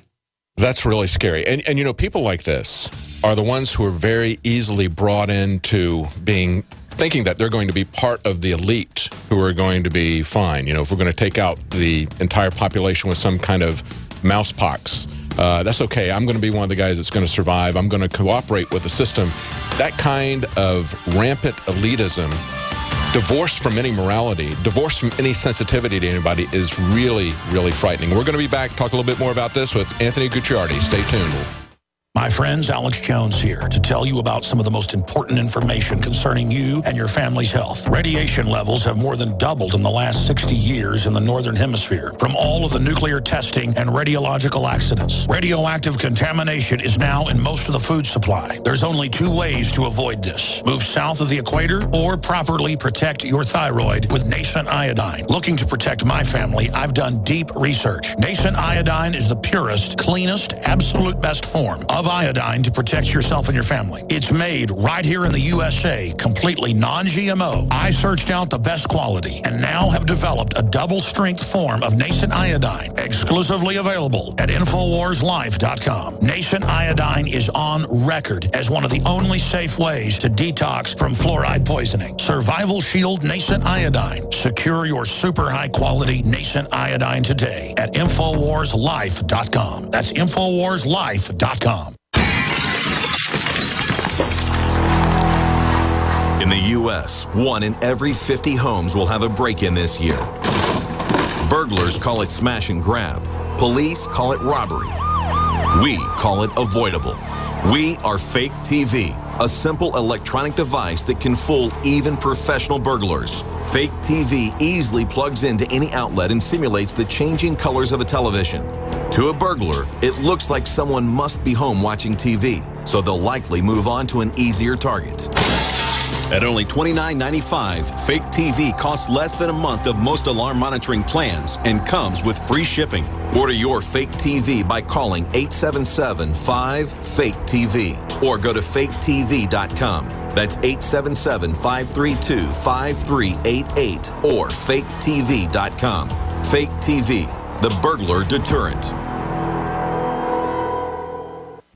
Great news, pure water lovers. BigBerkeyWaterFilters.com has a special discount offer for all GCN listeners. You can't do better than a Big Berkey for economy. For only 1.7 cents a gallon, a single set of filters can last for 5 to 10 years. There's none better than a Big Berkey for emergency preparedness as a backup water source. And you just can't beat a Big Berkey to remove dangerous chlorine, all types of fluoride, pathogenic bacteria, cysts, parasites, and unhealthy byproducts from municipal water. Berkey water filter systems are even powerful enough to purify stagnant pond water. For the gold standard in water filters, get a Big Berkey at BigBerkeyWaterFilters.com. And all GCN listeners get 5% off all ceramic filter systems. For details, call 1-877-99-BERKEY. That's 877-99-BERKEY. Big Berkey Water Filters, for the love of clean water.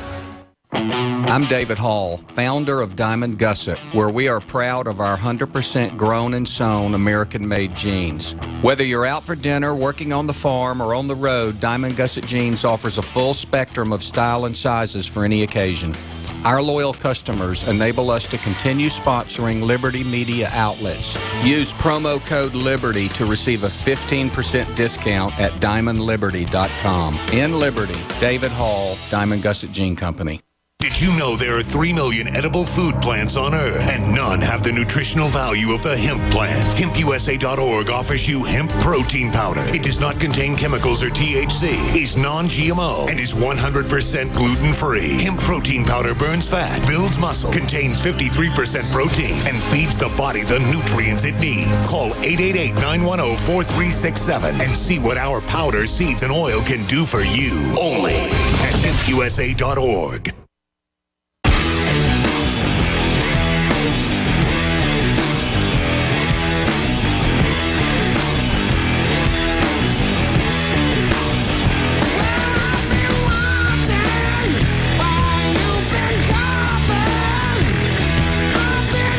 back to the Alex Jones Show. I'm David Knight, and I'm joined in studio here with Anthony Gucciardi of StoryLeak. And we were just talking about, did Hitler give eugenics a bad name? There's a lot of people out there now that are still talking about population control. As Anthony pointed out, we've got a long history in this country of experimentation on people. And we just had that a year ago with the EPA in North Carolina conducting experiments, having people directly breathe diesel gas. But it's far worse than that, as Anthony pointed out. We got people who were injected with plutonium and other horrendous things. We've got a clip here from Bill Gates talking about death panels and health care. Let's take a look at what the elitists really think. And before we do that, let me give out our phone number, 800-259-9231. If you agree with this elitism, with this eugenics, give us a call. If you want to make the case that you think that Hitler gave eugenics a bad name, you think that we really ought to control the population, you think we really ought to be selective about who's allowed to have children, if you think that the population is too great and we need to have forced population control, forced abortions, give us a call at 800-259-9231. We only want people who disagree with us on this. Let's take a look at that, what Bill Gates thinks about this.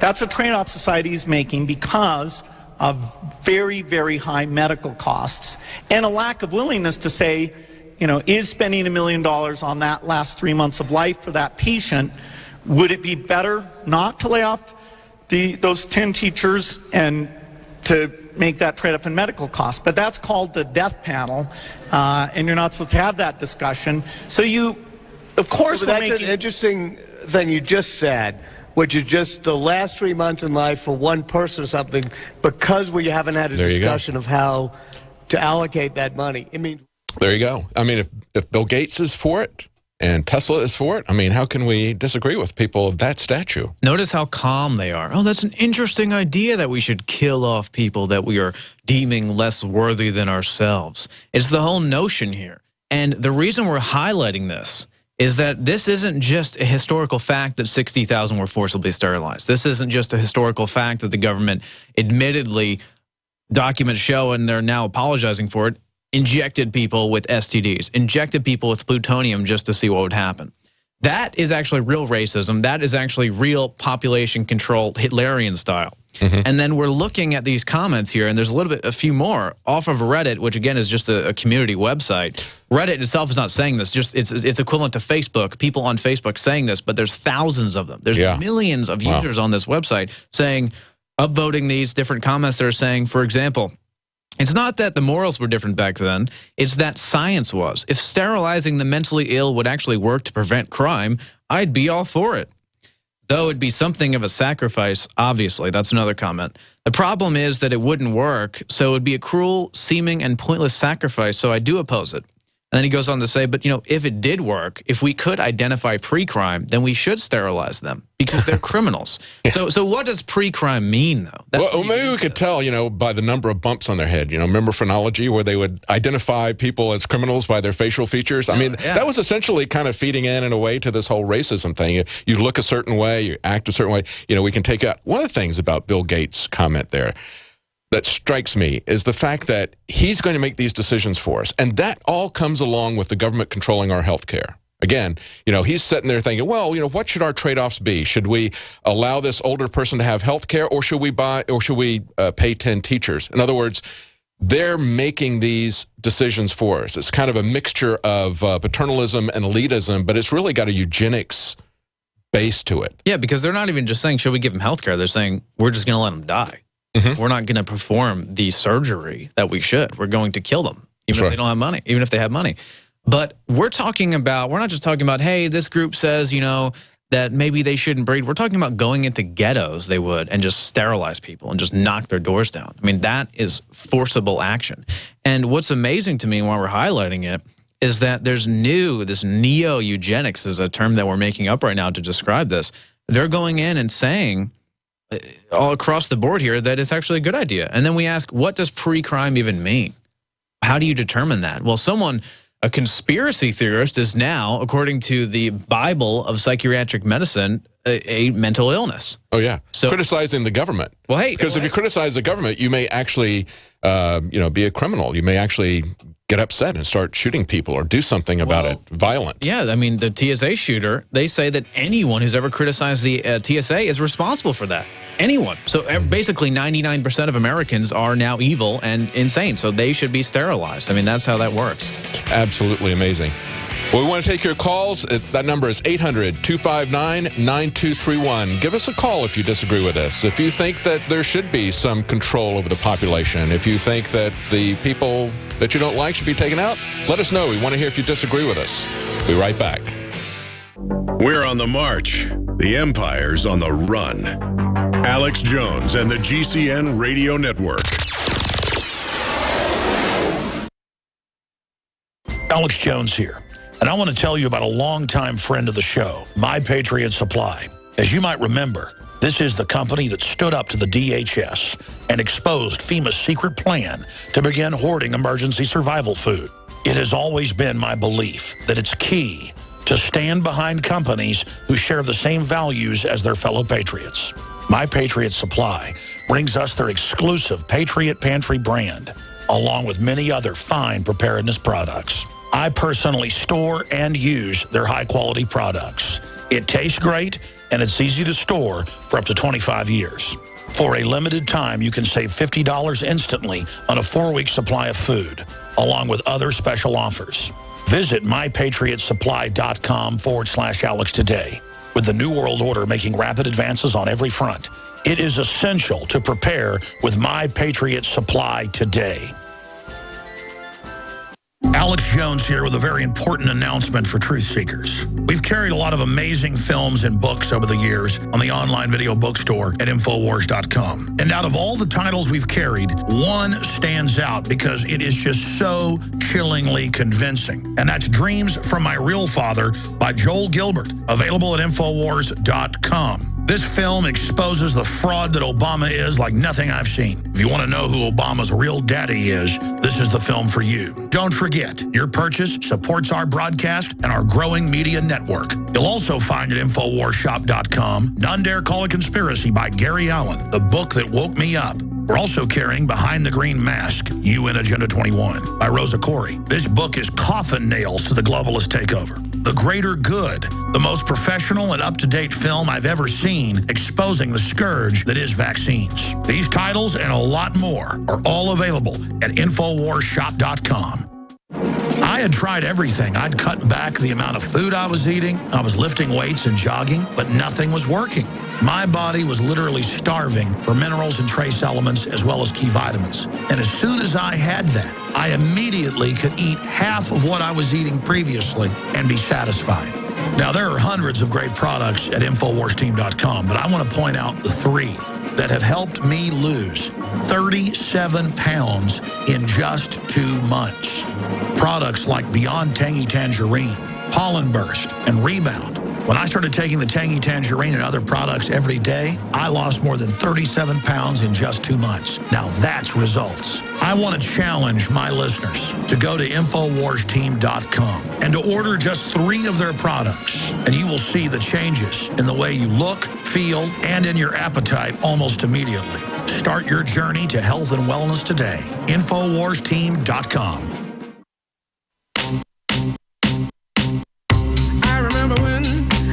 I remember when I lost my mind. There was something so pleasant about that place. Even your emotions have an echo. The Alex Jones Show, because there is a war on for your mind. And when you're out there without care, yeah, I was out of touch.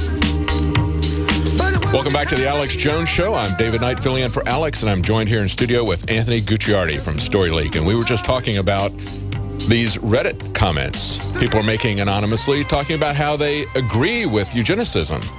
And we've got the phones open for people who agree with that as well. We want to hear what they have to say. And actually, the phone lines are lighting up with people who agree with eugenics. Let's go to the very first one. James in New York. James, are you there?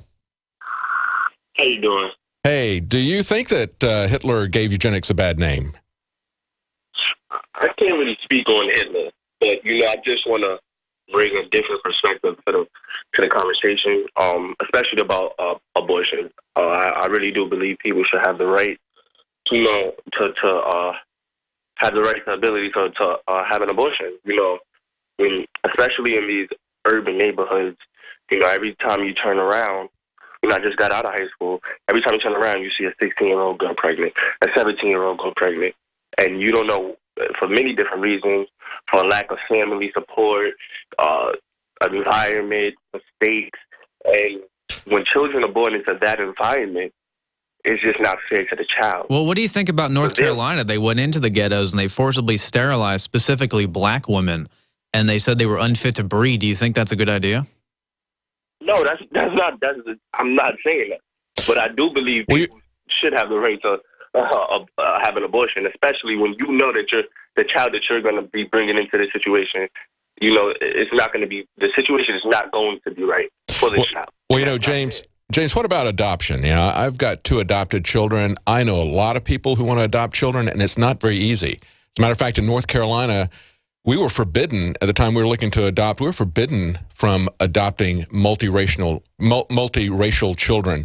I know some friends now who have been able to do that. They adopted a sibling group. They're a white couple, and they adopted some black siblings. What about adoption? Isn't that an option for the children instead of killing them? Adoption is an option, but then with adoption, you don't know who is going to end up with the kid. You got all this pedophilia going around. You don't know who's going to end up with your kid.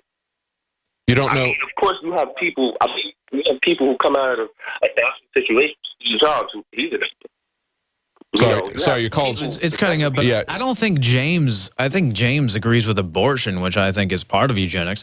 But I don't think he overall agrees with the whole concept of forced sterilizations and selective breeding. Yeah, but you know, abortion came out of eugenicist philosophy. And Margaret Sanger was very clear that she started abortion. It was targeted towards black families, and we've got a great documentary here, Maffa 21. Ask James something. James, are you black? Yes, I am. Do you not think there's a direct assault on black people in regards to abortion? I mean, what is it, 40 million babies, predominantly black, killed? I mean, do you think it's a good idea, though? You're saying it's actually a good idea to go in. It's a lot of direct assaults against black people. We go for days about that, you know. But so why do you support abortions? I mean, if anything, it is a bunch of rich white men going in and saying we need to kill black babies.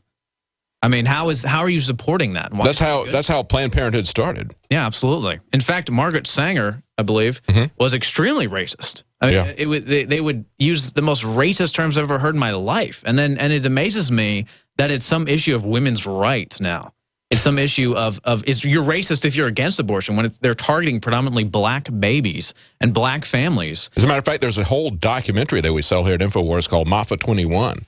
Yeah. That was done by Mark Crutcher, the guy who discovered this abortionist in Houston who's killing live babies. It focuses entirely on the war against the black community as being the source of the abortion industry. James, why have you let them break you down? Why do you not think they're capable of having a child? I mean, you're telling me that you believe that it's good that these black girls get abortions because they're not fit to have a child at age 16. Why aren't we talking about abortions in upscale, rich yacht communities? I mean, what's the difference? You're letting them win. You're letting them break you down, man. You have the power to take care of a family. You have all that power. You don't need the government to come in and run your life and kill your babies. Is it not an attack on you? Had to come into the urban neighborhood. How about you? Do your life over and keep being born into that environment. Well, that's this whole idea that children are bad. Children are not bad. Children are a gift. No, not at all. Not at all. But if the mother is 16 years old, barely has an education, I think she should have a chance. Everybody makes mistakes. She should definitely have a chance to, have an abortion. If you make that argument, it's a lot of girls who are 16 and they raise their children and it comes out a good situation. But I know I'm from Brooklyn, New York. I see it. I understand where you come from, James. We need to move on to another caller, but I just want to say this one thing. Attack on the culture, period. There's an attack on the culture. This is a symptom. This is not the ultimate issue here. The symptom is the ghettos are by design implemented. The economy is by design collapsed, and there is an attack majorly on the black culture, period. And that's what's spawning all of this, to the point now where people are in horrible situations that I actually know personally and are saying, well, we need an abortion because we can't support the child. This is a response. This is not, now the debate is, should we get an abortion? It should be, why is this even happening? Why is the culture being destroyed? We need to reclaim it. It's also a slippery slope of saying that quality of life is the determining factor as to whether or not somebody should even have life. And then what's a good quality of life? Exactly. If we have somebody who has some kind of a physical challenge, do we then kill them because they don't really have as good a life as I would have? Let's say that they're in a wheelchair. Let's go to Dennis in Texas. Dennis, what do you think about this? Do you think we ought to sterilize 13-year-olds or something like that?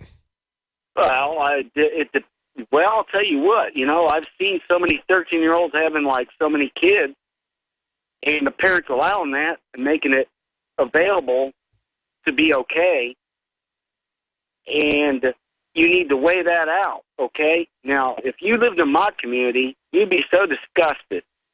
I live in a rural community, okay? And you would not believe what I see that's a heartache every day. Now, I'm not saying, hey, let's kill them because they're retarded or they're mentally deficient. Let's make their lives extremely comfortable. Let's make them okay to live within their means. But fix them. And you fix them by sterilizing them and taking away their right to produce and actually live and have a family. And who? I mean, are you for the just across the board sterilization of 13-year-olds without their permission? Hey, if they got a problem that means that they're not going to be socially adept into the ability to live a normal life. Well, who makes that? What does that mean, though? Yeah, who makes that determination, though? And once we set up some standards, what keeps those standards from sliding?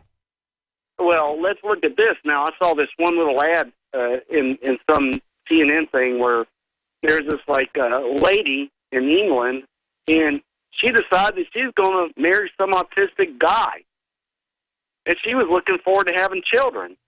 Dennis, let me ask you a question. Have you ever been depressed? Let me ask you a question. Have you ever been depressed in your life? No, I don't get depressed because I'm You've never felt sad? You've never felt sad before and down, just kind of depressed? No, I'm too busy. Dennis, have you ever questioned the government? Always, 24/7. Dennis, you are a psychiatric patient. You are mentally ill. You are unfit to breed.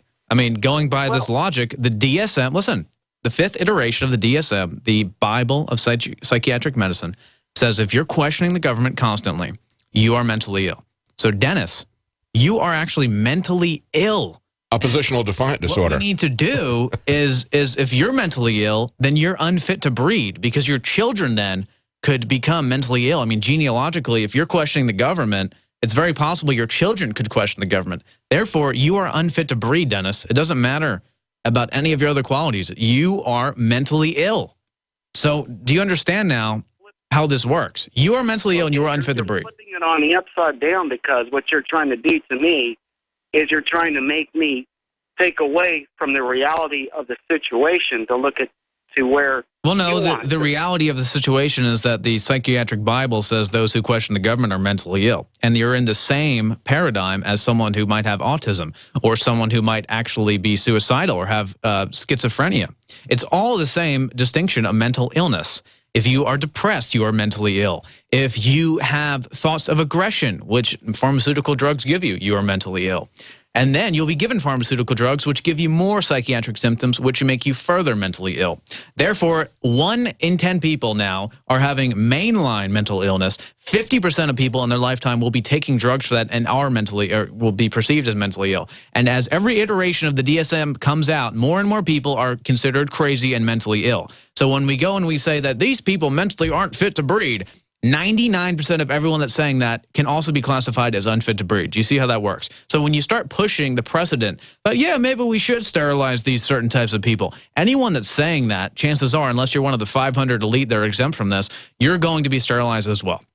It doesn't matter. It's all the same class, and that's how Obamacare works as well. The whole system, the idea that these people that think you're crazy and want to kill you are going to give you health care for free and going to give you a system that enhances your health is a massive joke.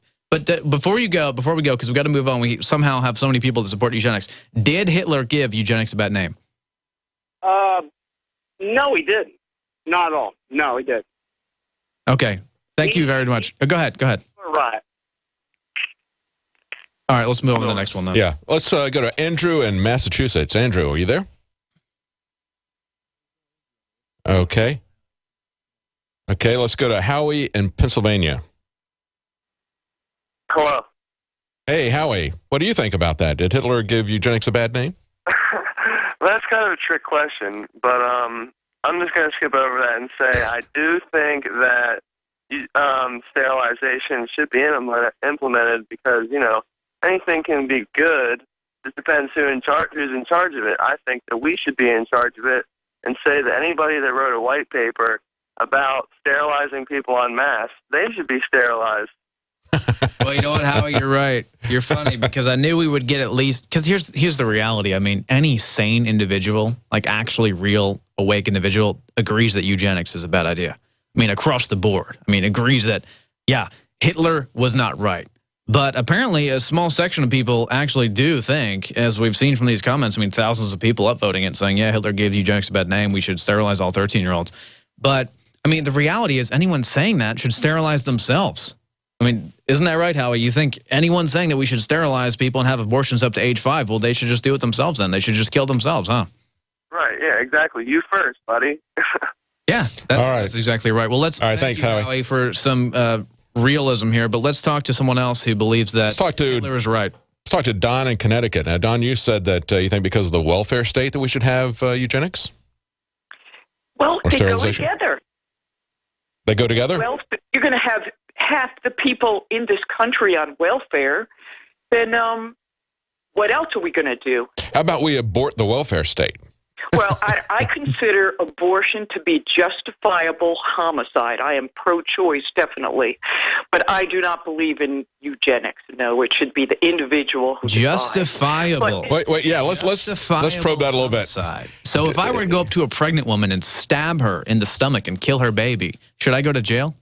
Going to end up happening if people don't get the connection. If they don't get the connection between this unlimited welfare state, we have limited resources, and you all of a sudden you're going to let everybody who wants my money have it for whatever reason. So you think we should just kill everyone on welfare? But because they go together. And people need to connect that. They need to understand that if you're going to have a state that, you know, you get to claim my money.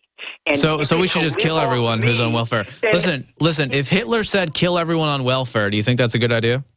So much money. Now, explain to us why you would say that's homicide, but it's justifiable homicide. And do you put any limits on that as far as what age? It is murder. I mean, I'm pro-choice, and I will admit it's murder, but it's justifiable homicide. Up to what age would you? My body. It's my choice. Okay, but is it? What about the choice of the child that you're committing homicide on? What age would you take that to? Would you stop that at 3 months or 3 years, or at what point should we have justifiable homicide of children? You know, every case is different. Oh, wow. Every woman there's all sorts of reasons why a woman might get an abortion too late, but it does. I mean, it should skeeve you out, definitely, because it's homicide. It should bother you. It shouldn't be the way it is now, people, using it for birth control. Well, I certainly agree with that. By the way, I should give people a heads up. I took somebody to Planned Parenthood for an abortion who swear that they did not mess up. They took their birth control pills. And I'm sitting there in the waiting room with probably 14 other women who also swear that they took their birth control pills. Somebody needs to investigate Planned Parenthood because that's the very source of the birth control pills these women had. Well, let me ask you, how you, since you say that you're okay with homicide, I mean, are you okay with what this Houston doctor is accused of, where the children are born alive and he twists the head off the child? You're okay with that? It's so disgusting. It's ridiculous. So you find... I imagine that guy, that manifestation of sadism that's being, public like that. So only some killing of babies is justifiable homicide, but other kind of killing of children is not that good, right? No. Okay. So basically, no, whatever doesn't emotionally hurt you as bad, that's okay. But if it emotionally hurts you, then that's not justifiable. So law should basically be written based on the emotions of its citizenry, and that that offends me that baby was killed in that circumstance. But backyard McDonald's abortions that are now legal, that's okay. Those are fine. So. Well, thank you. We appreciate your call. We want to get to more people who are into eugenics, but the basic idea that it's justifiable in some cases and not so much in the other ones, it's just complete nonsense based on absolutely no foundation of anything. And that's what happens when you go away from reality. You go away from the Constitution. You go away from principles that we've followed for hundreds, if not thousands of years, and you take it and you say, well, I feel this way about one thing and my emotions are over here on another one. It gets completely tossed up. Well, they're not really different separate areas either. No, they overlap into each other, because Margaret Sanger, who started abortion, talked about quality of life issues. She was also a eugenicist. She was a eugenicist. So abortion, eugenics, they all overlap with each other, and they reinforce each other. Exactly. Obamacare is the way that it's going to happen, just as we saw Bill Gates talking about that. We're going to be right back, and we're going to be talking to Bill Still about the Federal Reserve. My name is Frank Bates, and I got a confession to make. Just a few days ago, FEMA went directly to my supplier and tried to buy my entire stockpile of high-quality survival food. It sounds crazy, but I'll show you the exact letter they sent in a minute. Revealing FEMA's plot could land me in hot water, but I think you deserve to know exactly what they're doing. Go to FEMAHatesThis.com to see undeniable video proof that the government is on the hunt for as much survival food as they can grab in 24 hours. Be warned, it's really disturbing, because the fact is FEMA must know something we don't. Go to FEMAHatesThis.com to see why survival food is the #1 item to hoard right now, and why supplies are so low or even completely sold out already at many stores across America. Do it now, because I don't know how long it will be online, so go to FEMAHatesThis.com while you can. That's FEMAHatesThis.com.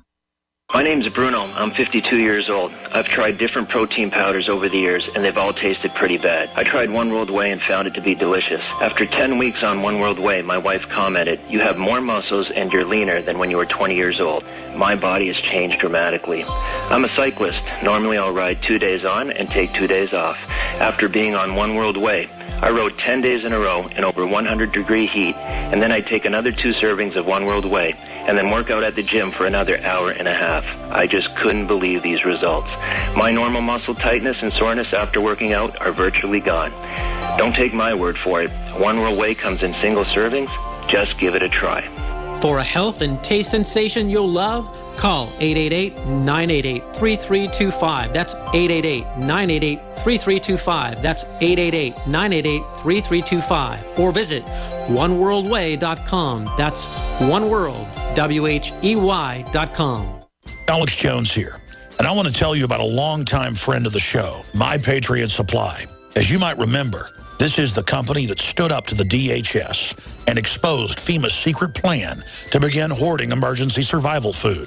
It has always been my belief that it's key to stand behind companies who share the same values as their fellow patriots. My Patriot Supply brings us their exclusive Patriot Pantry brand, along with many other fine preparedness products. I personally store and use their high-quality products. It tastes great, and it's easy to store for up to 25 years. For a limited time, you can save $50 instantly on a 4-week supply of food, along with other special offers. Visit mypatriotsupply.com/Alex today. With the New World Order making rapid advances on every front, it is essential to prepare with My Patriot Supply today.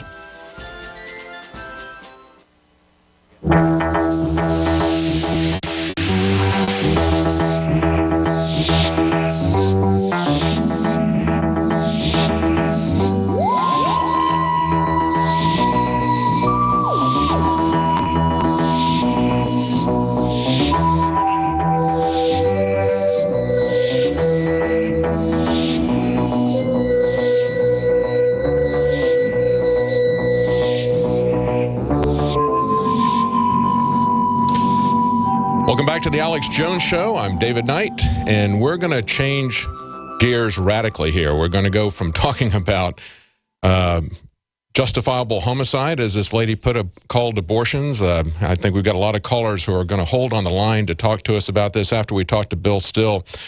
But he's been very patiently waiting to talk to us about his film about the Federal Reserve. This is the 100th anniversary of the thing we call the Federal Reserve. And he has a wonderful documentary about that we sell at InfoWarsStore.com. It's Jekyll Island. And I've seen this documentary. I'm very anxious to talk to Bill about what he thinks the future holds and if there's any way to rein in the Federal Reserve. But we're going to talk about the effects that it's had and the history of the Federal Reserve. Bill Still has many films that you may have seen. He has The Secret of Oz. He is a former newspaper editor and publisher. He's written for USA Today, the Saturday Evening Post, LA Times, and Omni Magazine. Bill, are you there? Hello? Have we got Bill on the line? Hey. I can hear you. Hey, Bill, how you doing? I'm doing well, thank you. I just saw your film, Jekyll Island, and it's really timely with the 100th anniversary of the Federal Reserve. I think it's really an amazing story that people need to see. They need to understand the history of how we got this. They need to understand the implications of this. As you pointed out, there's a couple of things that have really ruined country after country throughout history. That's a fractional reserve lending system and the debt that they impose on sovereign nations.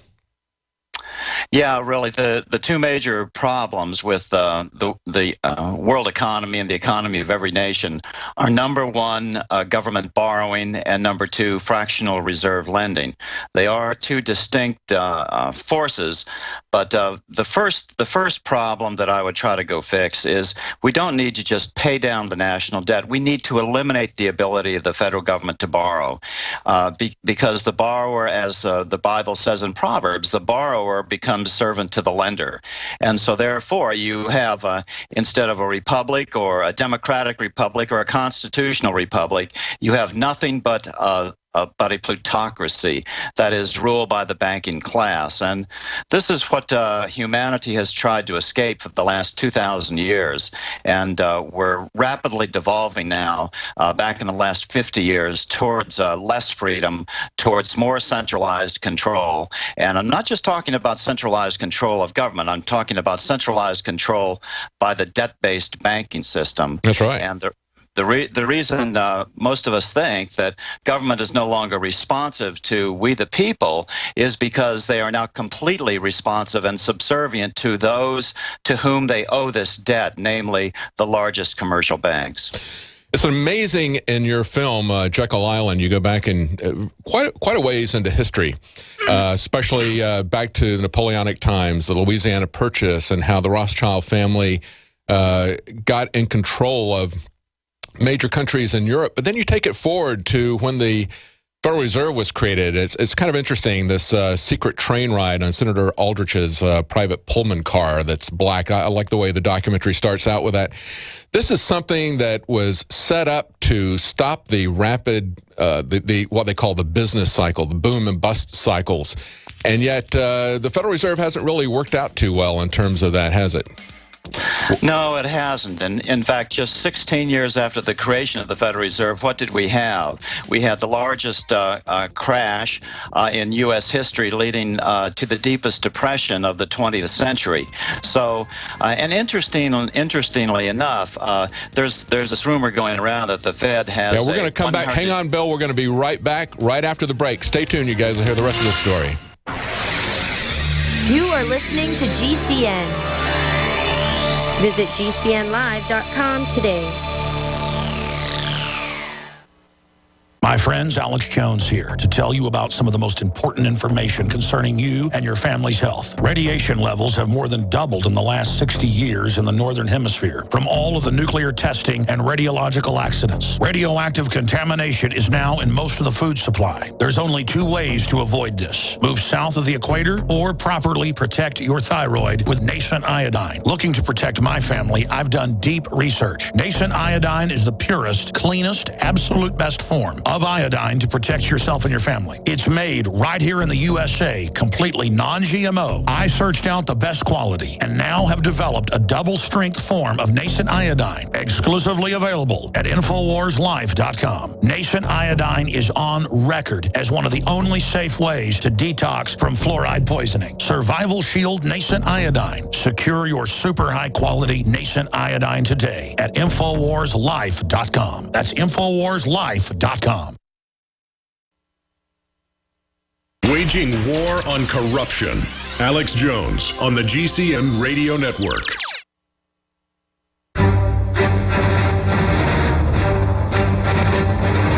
Big Brother, mainstream media, government cover-ups. You want answers? Well, so does he. He's Alex Jones on the GCN Radio Network. And now, live from Austin, Texas, Alex Jones.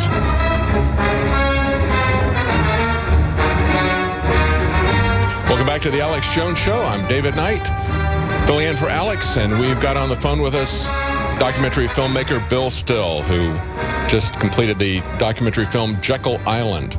And Jekyll Island tells a story of the Federal Reserve and really kind of underscores the fact that the Federal Reserve is not federal and they don't really have any reserves. And it's something that was created to solve the problem of the business cycle, but it actually has made it quite bad, as Bill was just saying before we went to break. Bill, as they came in and set up the Federal Reserve, it was only just a few years after that we had the Great Depression, one of the largest depression, of course, the worst economic situation the world has seen worldwide. Well, yeah, worldwide, but that was not the deepest depression in U.S. history. The years after the Civil War were actually the deepest depression if you look at it from a percentage of money disappearing from the U.S. economy. I think it was 84%. The money in the system was reduced by 84% during those 30 years. And this led up to the bankers caused a series of booms and busts to try to justify bringing a massive centralized system, the Federal Reserve System, and that's really how we got it. And as I was getting ready to say before the break, there's a rumor going around that the Fed has a 100-year charter, and that's going to come up here on December 23rd. That's just not the case. Right. Initially, it was given only a 20-year charter, and there's a reason in corporate rulemaking, because the Fed is a corporation. They did admit that when they changed the law in 1927. There's some rule in corporate America that you don't want a corporation to last over 20 years. So they gave the Fed a 20-year charter, and then after only 13 years, they decided, well, we're going to jump in there and change it and make it indeterminate, as the law states. So in 1927, that was changed, and the Fed now has a perpetual charter. So how do we get rid of the Fed? Well, it's going to take tremendous public awareness, and I personally don't think it's going to happen until a lot more pain has been applied to the U.S. economy. Right now, we're in the mother of all bubbles with the stock market, and at some point, that's got to collapse. You just can't continue to expand the money supply logarithmically, and yet even now we see unemployment rates and money going to the middle class. The middle class economic experience is no better than flat, despite the fact that the Fed is pumping an unlimited, and not an unlimited, but an unprecedented amount of money into the system, over $1 trillion a year. This has never happened before in U.S. history, and still, it's for the middle class. There's really no change. In fact, our purchasing power is continuing to go down. All this money is being concentrated to an ever greater degree in the hands of the banking class, and there's just no way around that. That is not going to turn around. It's going to do nothing but not only increase but accelerate the rate of increase until the system collapses. And at that point, then we can finally have an opportunity for real change, because people will see that the solutions that have been offered in the past were lies, just as Mr. Obama's health care bill. So that's the problem. We're going to have some more pain. And we've seen this in the past. We've seen the World Bank under Robert McNamara going in and getting third world nations totally inundated with national debt. And he was criticized, the World Bank was criticized for what they called rent-seeking status. In other words, getting these countries so far in debt that they could never get out of it. And that's what we see happening throughout history, as your documentary points out. The banks will get countries so far into debt that they can never get out. And that's why they talk about turning everybody into renters. Well, thank you very much for joining us today, Bill, and I really appreciate that. That documentary is Jekyll Island, and as we approach the 100th anniversary of the Federal Reserve, find out about its true history. Find out that it's not really federal and there's no reserve. It's a private bank that is destroying our country financially. We'll be right back. Alex Jones here, and I want to tell you about a longtime friend of the show, My Patriot Supply. As you might remember, this is the company that stood up to the DHS and exposed FEMA's secret plan to begin hoarding emergency survival food. It has always been my belief that it's key to stand behind companies who share the same values as their fellow patriots. My Patriot Supply brings us their exclusive Patriot Pantry brand, along with many other fine preparedness products. I personally store and use their high-quality products. It tastes great, and it's easy to store for up to 25 years. For a limited time, you can save $50 instantly on a 4-week supply of food, along with other special offers. Visit mypatriotsupply.com/Alex today. With the New World Order making rapid advances on every front, it is essential to prepare with My Patriot Supply today. Introducing Pro One. All of your filtration in one system, portable, on the go. No more do you have 2 or 3 filters to just reduce sodium fluoride. You have a system that cuts out the sodium fluoride and up to 95% of hydrofluorosilicic acid. Advanced manufacturing technology combines silver-impregnated white ceramic with new Aquamedics advanced media for removal of fluoride and other heavy metals, all in one filter element. It is the only one that does it, and out of the gate, we have it discounted at 10% off with promo code WATER. This is the only system that in one unit helps reduce or remove pesticides, herbicides, chloramines, ammonia, and chlorine, hydrofluorosilicic acid, the most common form of fluoride not covered by other fluoride filter brands, and sodium hexafluorosilicate. Get your Pro Pure with the new Pro One filters today at InfoWarsStore.com or by calling 888-253-3139. Alex Jones here with a very important announcement for truth seekers. We've carried a lot of amazing films and books over the years on the online video bookstore at Infowars.com. And out of all the titles we've carried, one stands out because it is just so chillingly convincing. And that's Dreams from My Real Father by Joel Gilbert, available at Infowars.com. This film exposes the fraud that Obama is like nothing I've seen. If you want to know who Obama's real daddy is, this is the film for you. Don't forget, your purchase supports our broadcast and our growing media network. You'll also find at InfoWarsShop.com, None Dare Call It Conspiracy by Gary Allen, the book that woke me up. We're also carrying Behind the Green Mask, UN Agenda 21 by Rosa Corey. This book is coffin nails to the globalist takeover. The Greater Good, the most professional and up-to-date film I've ever seen exposing the scourge that is vaccines. These titles and a lot more are all available at InfoWarsShop.com.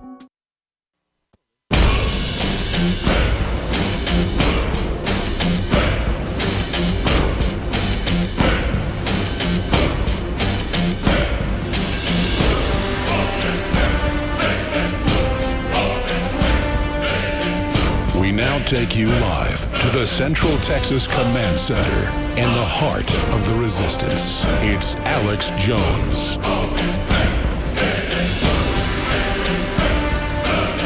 Welcome back to the Alex Jones Show. I'm David Knight, filling in for Alex. Now, if you caught the show in the last segment, we were talking about eugenics with Anthony Gucciardi, a story leak, and we were asking people if they agreed with eugenics, if they agreed with the comment stream that we found on Reddit that said that Hitler gave eugenics a bad name. And so we've been taking some calls from people who wanted to defend eugenics or to defend abortion. We just had a lady say that she thought that abortion was justifiable homicide. We couldn't really pin her down as to how it was justified, but we've got some other people on the line we'd like to talk to that I think support eugenics. We've got Kyle in Colorado. Kyle, what would you like to tell us about eugenics that you agree with? Hello? Hello, Kyle? Yes. You're on the air. I think I know the argument they're sort of trying to make, the people who support eugenics. And it's the fact that we don't have enough food in our world. We don't have enough, resources, as they say. China, they go around and they only let the boys live. We have other cultures, though, who has forced breeding. The Tahitians, they'd have to go have sex with their brothers and sisters before they could go out into the community. Well, the argument that we don't have enough food and water for people to eat, that's something that was made by Malthus back in the 18th century, and that's something that's been proven over and over again to be wrong, because people don't just come into society as useless eaters. They actually produce things on their own. I mean, which ones of the kids do we get rid of? Do we get rid of the Teslas? Do we get rid of the Beethovens? Who do we get rid of? How do we know? I don't believe I'm a father myself, and, children are our future. What we need to do is come together as humans and respect the fact that what we're doing and the arguments that people have are just illusions, per se. I mean, I don't know. I can't agree with state-run breeding like what the Spartans did or the Tahitians did, but I mean, it has produced strong cultures over the centuries. I just believe that, if you believe in, murdering children and all that other stuff, you could just go to China, because that's what they do there all the time. Right, and we've seen how that plays out. They're still doing it all over the world. So do we, argue that is it right, or do we argue on how we need to stop it now? Because it's still going on.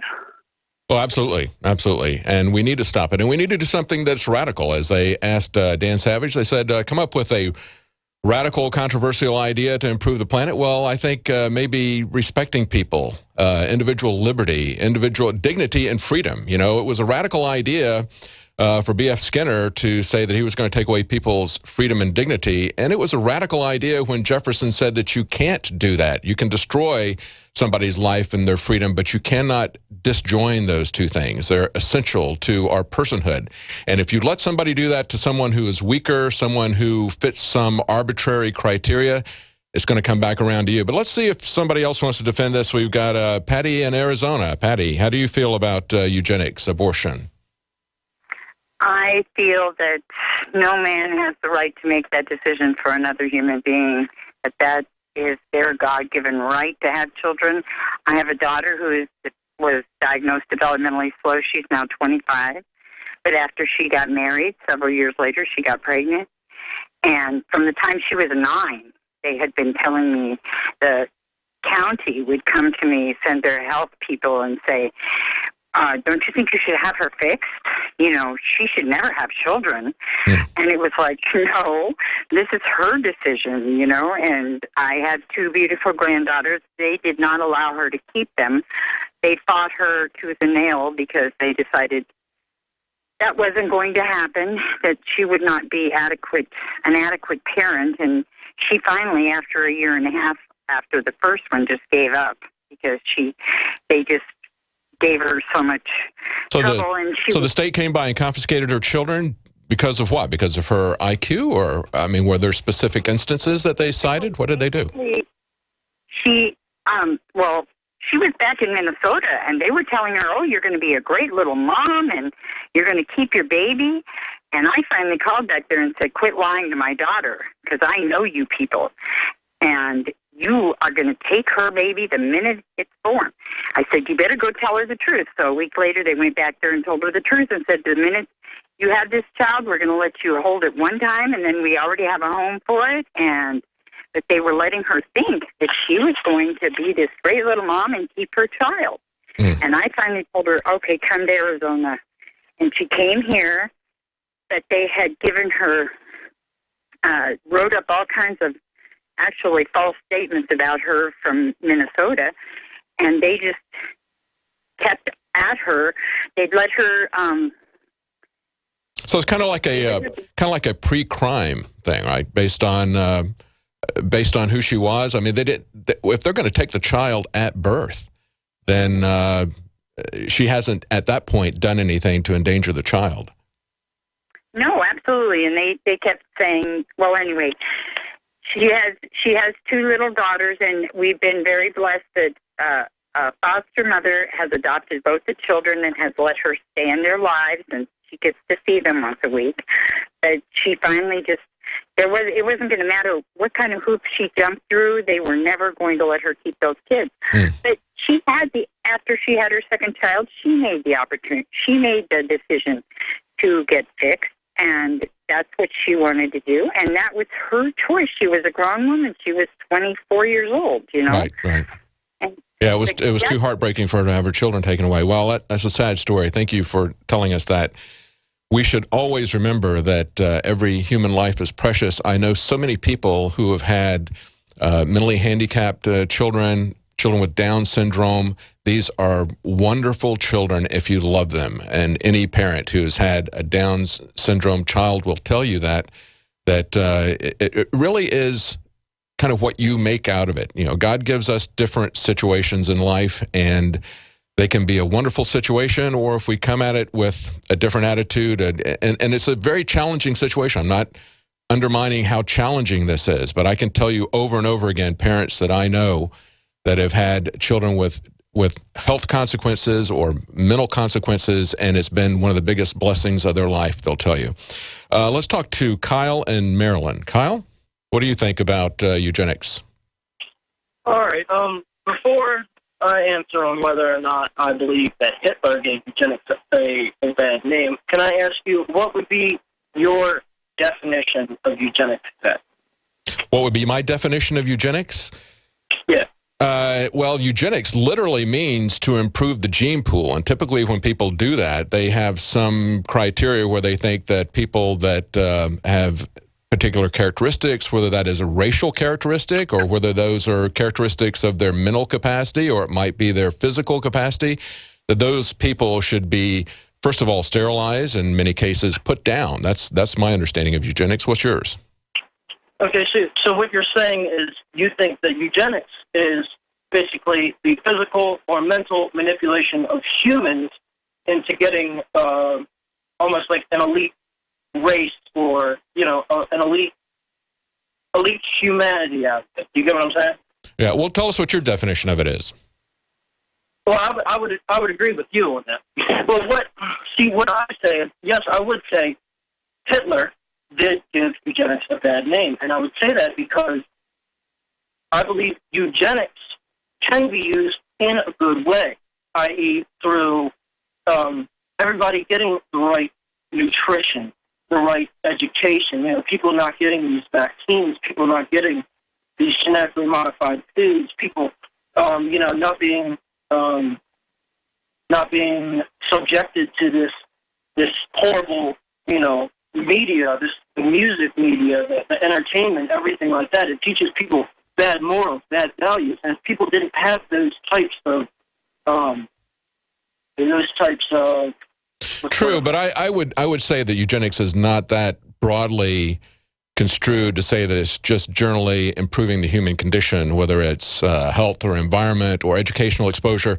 I think eugenics is very, very particular in terms of selecting out, not only selecting what is good, but selecting what is good by eliminating what you perceive to be as bad. Okay, and again, I agree with that. I mean, I perceive all these cancers, all these illnesses, all of them are bad. But through the type of eugenics, we can get rid of all these things. And, you know, obviously I don't agree with forced sterilization, forced abortion, anything like that. Mm-hmm. And, you know, everybody's saying, oh, you have the right. I don't want to hear anybody say that, oh, you have the right, you have the free will to choose to kill your child. Nobody should have that right or that choice to kill a child. That's never right. And I admire you when you just said that you have adopted children. There's so many good people out there that are out there to adopt children. And, like, for example, me and my wife, I got my wife pregnant when she was 18 years old. I'm 24 now. I had a son when I was 21, and I make $35,000 a year. She's a stay-at-home mom. We eat all organic. I don't want to hear people say that they, you know, you can't get out of the system. You can't making only a certain amount of money, you can only do so much, because I get by just fine and can save plenty of money. That's right. Sometimes those challenges are what we need in life. And like I said before, many people that I know that have had children with health issues. I was just handed this paper from the Asperger's Association of New England, and they were talking about how that's simply a high-functioning form of autism. And we've had a lot of people that they believe have had Asperger's syndrome. Some of them, Jane Austen, Emily Dickinson, even Thomas Edison. They say, well, whether or not that's true, it's still a human life. People still have a right to their own life and their liberty. And we'll be right back taking more calls. For over 5 years, you've been hearing about the Berkey guy, so you may know a few things about him. For example, you are well aware of the superior quality and effectiveness of Berkey water filters and accessories. But did you know the Berkeys have had independent lab tests done to prove just how effective they are? It's true, and he can email you the test results. Just visit goberkey.com. You may also know that the Berkey guy has helped tens of thousands of people get better prepared. Now here's something you may not know. GoBerkey.com has amazing specials and deals all the time on a wide variety of survival and preparedness products. Most ready to ship same day. Visit the Berkey guy at goberkey.com and be sure to click the red Products on Sale Now button. You can always call toll-free 877-886-3653. Again, that's 877-886-3653. GoBerkey.com, home of the Berkey guy. It's been said, those who control the food control the people. Are you concerned about GMO foods making you sick and affecting your mind? Many people suffer from lack of energy, insomnia, loss of stamina, weight gain, and the inability to think clearly. Genetically modified crops, processed foods, and toxic chemicals can compromise your health and are silently destroying your digestive system, which accounts for 80% of your immune system. Take back control of your health with Pro EM1 Probiotic from Terraganics. Pro EM1 Probiotic helps protect your body against irritable bowel syndrome, constipation, Crohn's disease, celiac disease, diabetes, the common cold, and much more. And including a powerful probiotic like Pro EM1 as part of your daily routine puts you back in control and prevents you from becoming a mindless zombie manipulated by the pharmaceutical and GMO agendas. Call Terraganics at 866-369-3678 or visit Terraganics.com. Terraganix.com. My friends, Alex Jones here to tell you about some of the most important information concerning you and your family's health. Radiation levels have more than doubled in the last 60 years in the Northern Hemisphere from all of the nuclear testing and radiological accidents. Radioactive contamination is now in most of the food supply. There's only 2 ways to avoid this. Move south of the equator or properly protect your thyroid with nascent iodine. Looking to protect my family, I've done deep research. Nascent iodine is the purest, cleanest, absolute best form of iodine to protect yourself and your family. It's made right here in the USA, completely non-GMO. I searched out the best quality and now have developed a double-strength form of nascent iodine, exclusively available at InfoWarsLife.com. Nascent iodine is on record as one of the only safe ways to detox from fluoride poisoning. Survival Shield Nascent Iodine. Secure your super high-quality nascent iodine today at InfoWarsLife.com. That's InfoWarsLife.com. Protecting your home with a security system is a must. But when it comes to protecting your family, your home, and belongings, there's no need to sign a long-term contract. Listen, there is some real scum in the alarm business, cashing in by locking you into long, punishing contracts. Not with Simply Safe Home Security. They're the good guys. You can trust Simply Safe to protect your family.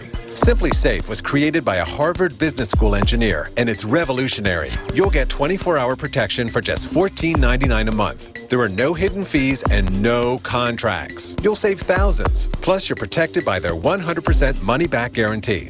Protect yourself against home invasions and break-ins. Order your Simply Safe system now and receive a wireless keychain remote, a $25 gift, free. So don't waste your time dealing with scum. Visit GetSimplySafe.com. GetSimplySafe.com. GetSimplySafe.com. The Genesis Communications Radio Network proudly presents The Alex Jones Show, because there's a war on for your mind.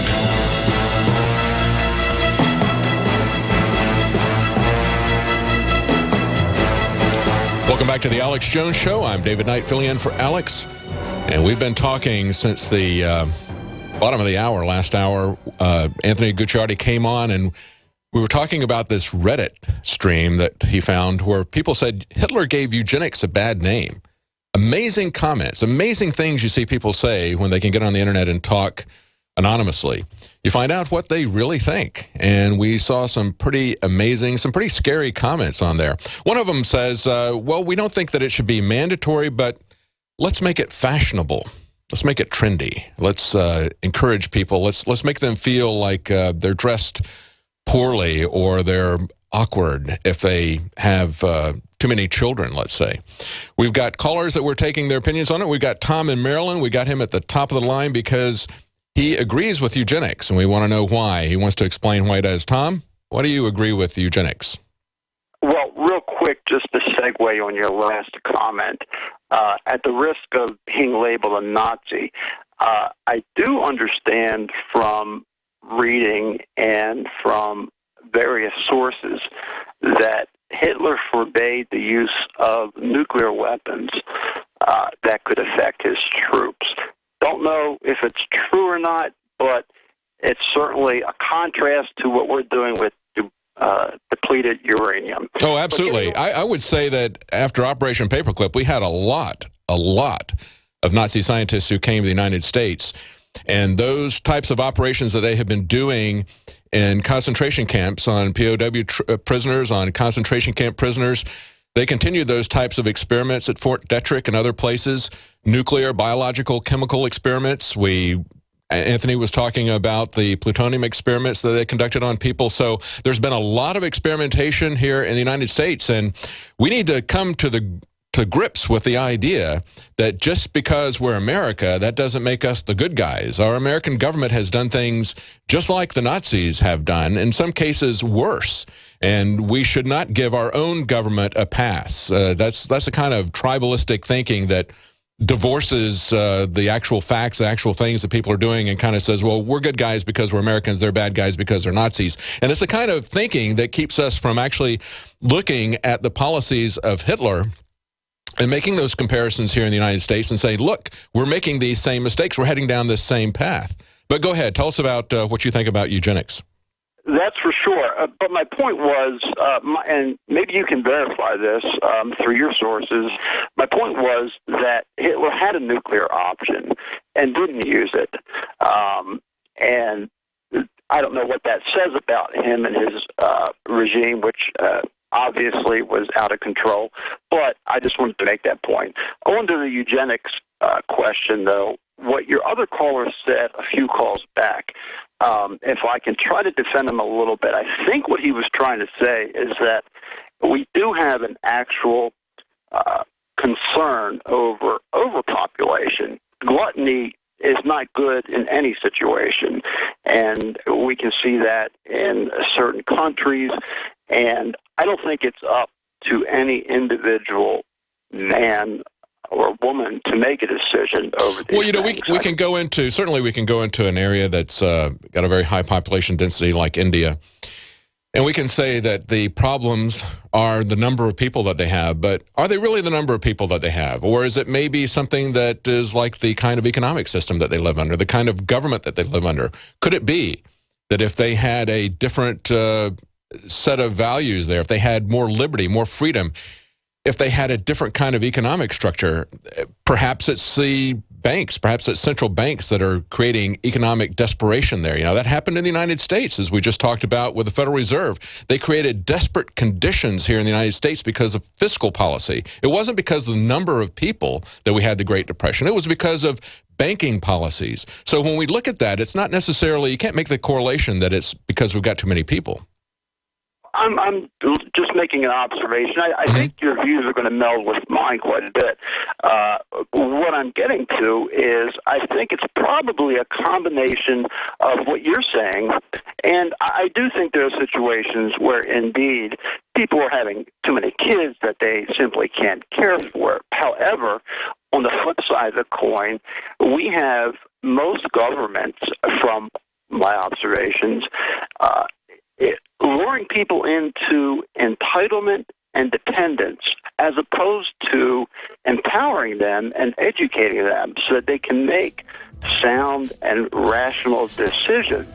Absolutely. That's been the goal of governments, and like I point out, it's not only just the communists and the socialists. They've taken it to a fine science. But it goes all the way back to Plato's time, where he wanted to destroy the family. Why? Because he wanted them to be totally dependent upon the government. He wanted them to see the government as the source of everything. Be dependent upon the government, just as you pointed out, for everything, whether it's food or clothing. We'll be right back. The empire's on the run. Alex Jones and the GCN Radio Network. Why does the United States spend the largest percentage of GDP in the world on healthcare? Why do we have the highest cancer rates on the planet, the highest rates of diabetes, autism, and every other major disease? It all comes down to one thing. We are what we eat. Our food is devoid of nutrition and processed with poisons and additives. Our water is filled with toxic poisons and big pharma runoff. All of this has been engineered by design. We can turn the tide against the eugenicist by giving ourselves the nutrients our body desperately needs. To learn more, visit InfoWarsHealth.com. The site is literally packed with audio and video featuring top health professionals who don't bow down to big pharma. The fight against the New World Order starts with you, and you can't stand against the machine if you're sick, tired, and obese. When you visit InfoWarsHealth.com, be sure and check out the catalog with nearly 400 life-changing products, and get free shipping when you sign up for AutoShip. Strategic relocation is a systematic way to think strategically in the future about how do I safeguard. Renowned author and expert Joel Skousen. The U.S. isn't building huge underground bases and bunkers because of some terrorist threat. They know that a massive nuclear attack is coming. They want that attack to come. Joel Skousen is renowned as one of the world's foremost experts in strategic relocation and the securing of your home. What I tell people is that you do have time. We talk about natural disasters, the health environment. We talk about pollution, the water quality. My personal experience about being in every one of these states, most people won't even be ready and won't be able to get out of town because there'll be absolute panic. There is no preparedness without strategy. This Christmas, give the gift of preparedness. Strategic Relocation, the film, with Joel Skousen and Alex Jones. Available only at InfoWarsShop.com or by calling 888-253-3139. My friends, Alex Jones here to tell you about some of the most important information concerning you and your family's health. Radiation levels have more than doubled in the last 60 years in the Northern Hemisphere from all of the nuclear testing and radiological accidents. Radioactive contamination is now in most of the food supply. There's only two ways to avoid this. Move south of the equator or properly protect your thyroid with nascent iodine. Looking to protect my family, I've done deep research. Nascent iodine is the purest, cleanest, absolute best form of iodine to protect yourself and your family. It's made right here in the USA, completely non-GMO. I searched out the best quality and now have developed a double-strength form of nascent iodine, exclusively available at InfoWarsLife.com. Nascent iodine is on record as one of the only safe ways to detox from fluoride poisoning. Survival Shield Nascent Iodine. Secure your super high-quality nascent iodine today at InfoWarsLife.com. That's InfoWarsLife.com.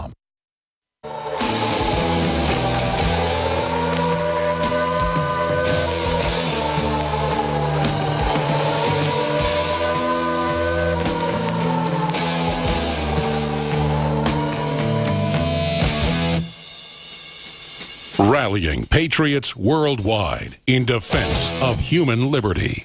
It's Alex Jones. Generals gathered in their masses, just like witches at black masses. Evil minds that plot destruction. Welcome back to the Alex Jones Show. I'm David Knight filling in for Alex, and we're not going to be talking about witches at black magic. We've already talked about that at abortion clinics. I've got Jakari Jackson joining me here. We got some breaking news here in Austin that we're going to talk about.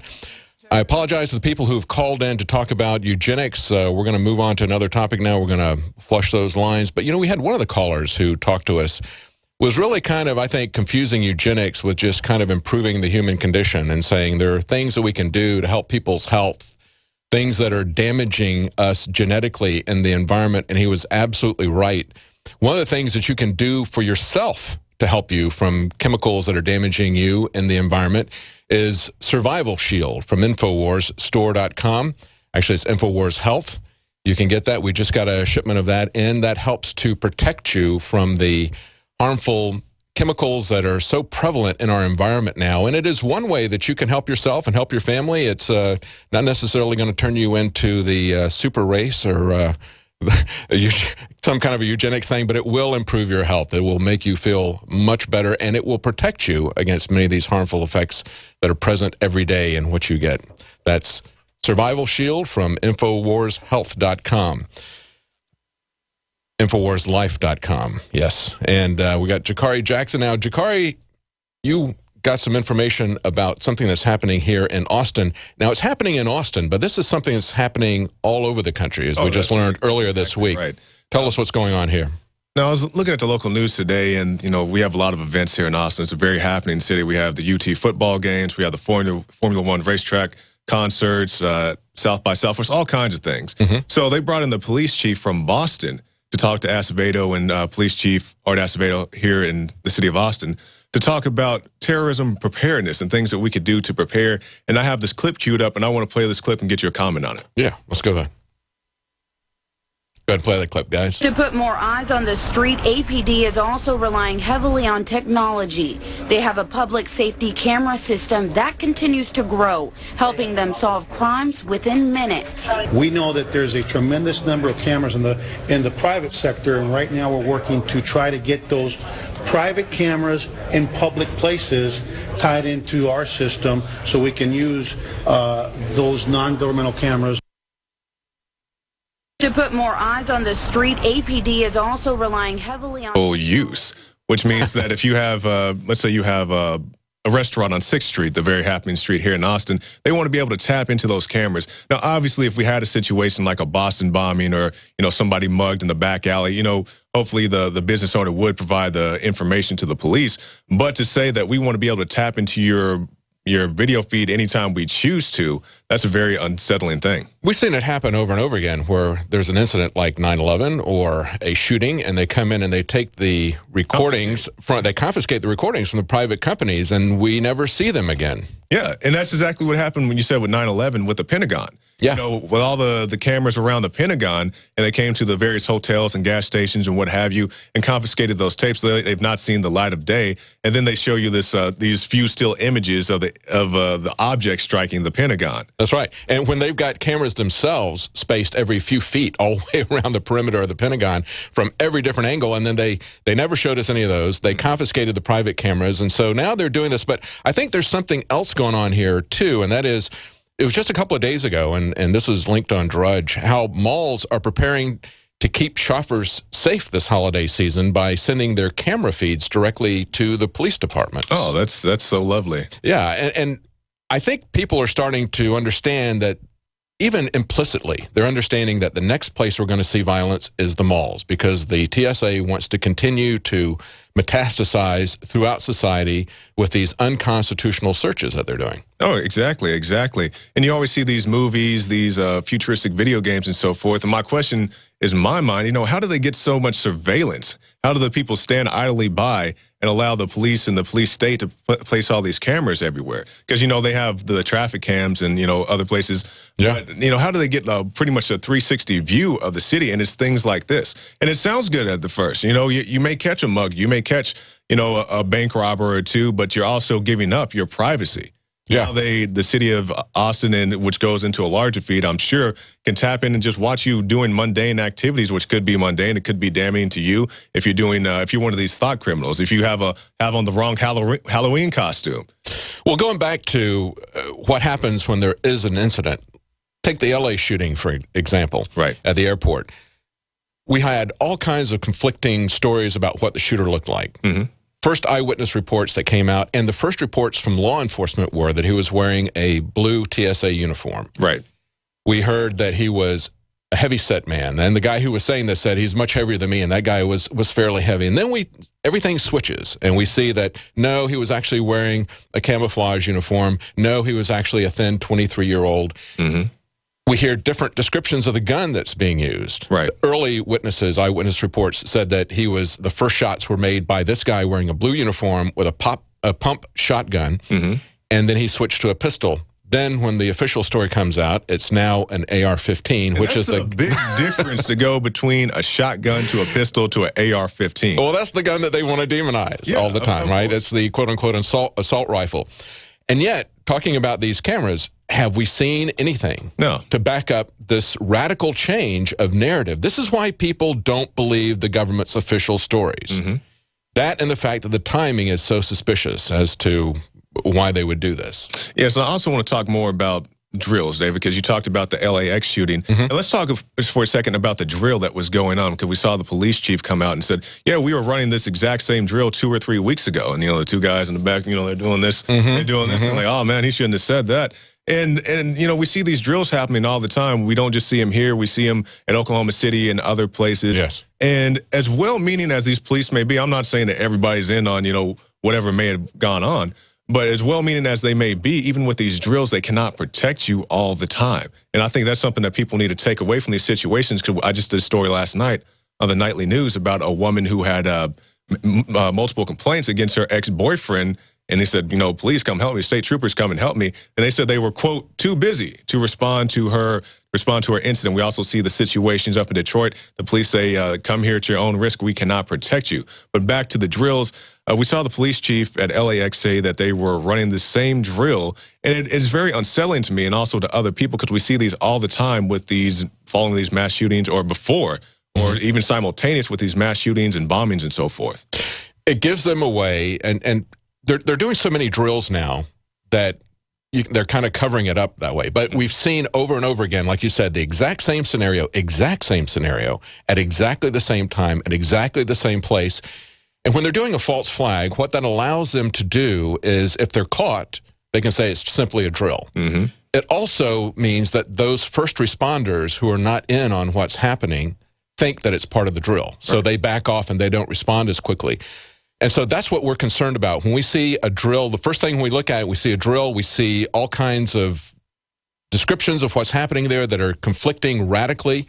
We see the story radically changing. We see no footage of what actually happened. Just like in Boston, we never saw the footage of the brothers, except the fact that they were walking around the corner of a building with backpacks on. We never saw the footage of them actually setting bags down, as we were told by the governor. And then when they questioned him further on it, he said, well, I actually didn't see the footage. It was described to me by the FBI. So even the governor had not been shown this footage, even though they've got cameras everywhere, even though they're tapping in now to private cameras. We're still not allowed to see this, and we're supposed to credulously believe everything that the government tells us. And if they change the story 180 degrees tomorrow, we're supposed to just say, oh, well, that's the new reality, and forget what they told us the very day before. Exactly. But you brought up Boston, and remember the drill. The University of Mobile coach, I believe it was, the track coach. So yeah, when the thing was going on, they said, don't worry, this is just a drill. And then they said, I believe it was the Boston Globe reported that they were having a bomb explosion, or a mock bomb explosion, something along those lines. At the same time, it's all these drills going on. Dan Badani's up there asking questions, are there drills? I say, no, they're not drills. Well, the Boston Globe reported it. We have eyewitness accounts of it, or ear witness accounts of it, people hearing it. But that doesn't mean anything. But it's still the issue that the TSA, as we know, can't protect anybody. Security experts have been telling us all along that everything that's going on in the airports, and you know it if you've been there, you know that there's nothing that they're doing that is effective. We know even in LAX, one of their own employees, one of the contractors, run around throwing ice bombs, scaring people. I mean, they're terrorizing themselves. That's right. But the guy who created it, the congressman from Florida, said that he wanted to get rid of his bastard child because their success rate was so low when they sent trial people through with bombs or with guns, that they were not interjecting, they were not catching those things. And so he said it's totally ineffective. And everybody knows that it's not effective. John Corbett, who filed this lawsuit against the TSA, he pointed out in the lawsuit that what they have done with these new procedures, these invasive procedures, the naked body scanners, the invasive pat-downs that violate our Fourth Amendment protection, violate our dignity, our freedom. So what they've done is they've created massive lines at the entrance to the airport. So you've got a mass of people just standing around like targets, Oh, yeah. And somebody can walk up there that hasn't gone through screening and just start massively killing people because, especially in California, it's pretty much a gun-free zone throughout the state. But certainly at the airports. But in those airports, they know that nobody's going to be armed. And so they can basically kill the people that are waiting to go through these invasive procedures. I think it's also very important to realize that John Corbett's lawsuit was published by the government on pacer.gov. They published they published an unredacted version of his lawsuit. He was able, through discovery, to look at their documents and see that they knew that there was no threat against airplanes or airports. And they have known this for a long time. Exactly. They've known this for a long time. They do not want people to realize that we're being harassed at the airports because when there's no threat against us. They didn't want that to come out. They desperately needed a threat, and we know that they're aware of this because when he came on the show, he's been on the show with, I interviewed him, Alex has interviewed him a couple of times. We've done articles about the lawsuit because it was very interesting. Pacer.gov is the place where all the federal lawsuits are posted, and the government mistakenly posted the unredacted version. So we can see what the TSA doesn't want us to know. The TSA does not want us to know that there is no threat that they're protecting us from. And when they did that, they took it down. In the first place, you know, people slide through all the time with drugs and whatever else, and it's a very arbitrary thing. Which sometimes, you know, you don't even go through the naked body scanner. They may have you go through the through just a pat down or something else. And I don't like the pat down either. Yeah, you know, a pat down agent isn't going to catch something that could be seen on an X-ray scanner. And John Corbett had produced a video. He's quite an activist on the TSA. He had produced a video. There, we got somebody here. Now, listen, it's torturing me seeing that newscast. We can do this on the nightly news or something. We can look it up on that whole camera deal. That started in Homeland Security about 10 years ago in New York, D.C., and Boston. That's why they're here. That's really an NSA Homeland Security deal.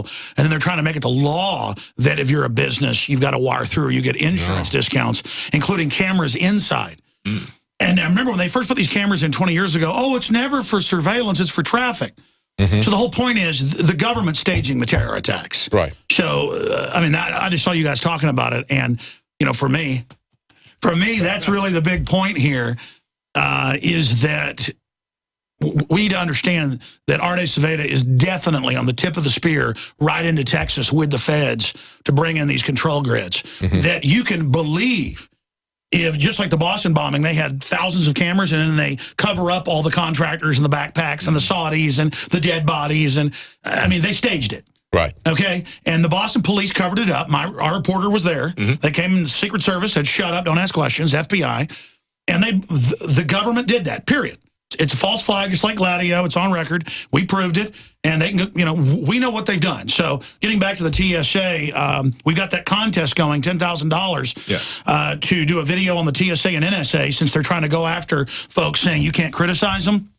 We need to have folks go to the YouTube channel. It's the featured deal and watch that and get it out to folks and have all the filmmakers do this because when they try to censor free speech, we redouble down. Sorry to interrupt you guys. That's right. January 7th. I don't mean to like sitting here like Igor sitting on his shoulder. I got to get in the microphone here. But anyways, folks, it's time to get angry and stand up to these people. They're trying to take over right now. That's right. One of the things that they hate is to be made fun of. And this is your perfect opportunity. And you can take satisfaction in that. Plus, you can also win $10,000. And that date is... Great way to start off the year. January the 7th, I think it is. The deadline. Yeah, yeah. You can go to Infowars.com and get the full contest rules. We always stress to people, follow the contest rules. David, you've judged the contest. I've judged the contest. That's right. And a lot of the problems we have is people that don't follow the rules. So make sure you follow all the rules, get it in on time, the proper length. There's rules like no profanity and so forth. So make sure you follow those guidelines. It's a way to really get under their skin. They hate that. They knew what was going on with the John Corbett lawsuit as well. As soon as we had him on, they put a gag order on him and said, you can't talk about that. So he could talk about the fact that he had been gagged and his First Amendment rights had been shut up, but the stuff is out there. It's in public domain now. The fact that he quoted these documents from the TSA internally saying that terrorists were simply working on fundraising, recruiting, and propagandizing, and that's exactly what we see the TSA doing. They're recruiting, fundraising, and propagandizing us. The terrorists have won because absolutely agenda is to change our way of life. Whoever the terrorist may be, and may not always be Al-Qaeda. You know, whoever the terrorist is, their goal is to change our way of life. And now we have to. They laugh. I bet they watch these reports and laugh. Aha! You get felt up at the airport. You get naked body scanned. They're tapping into your private security feeds. They're tapping into your phone. They're doing all this. They've won.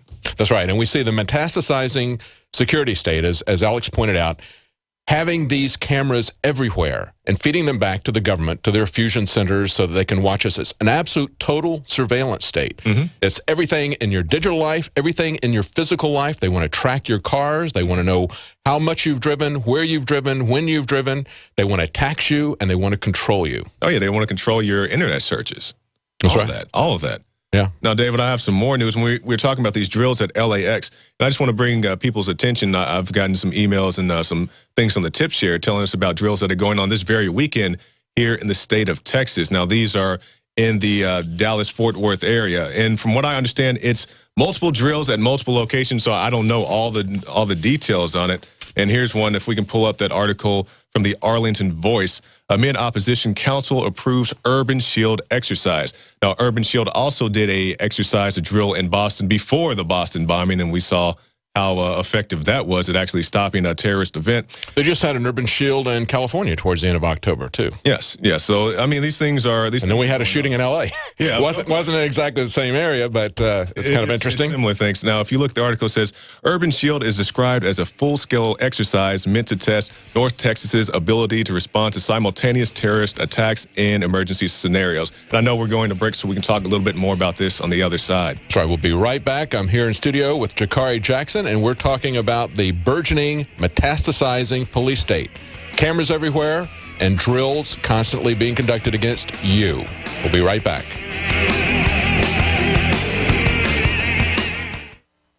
To thank you for being a loyal listener, we have a limited time freebie offer for you.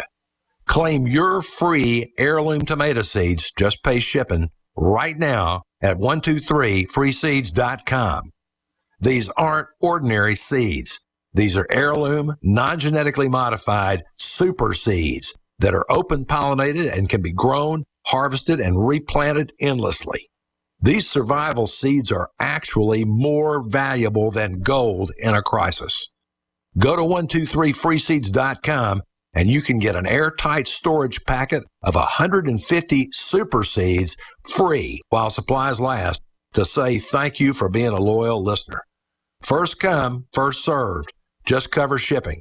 Go to 123freeseeds.com now to see if your free heirloom seeds are still available. That's 123freeseeds.com.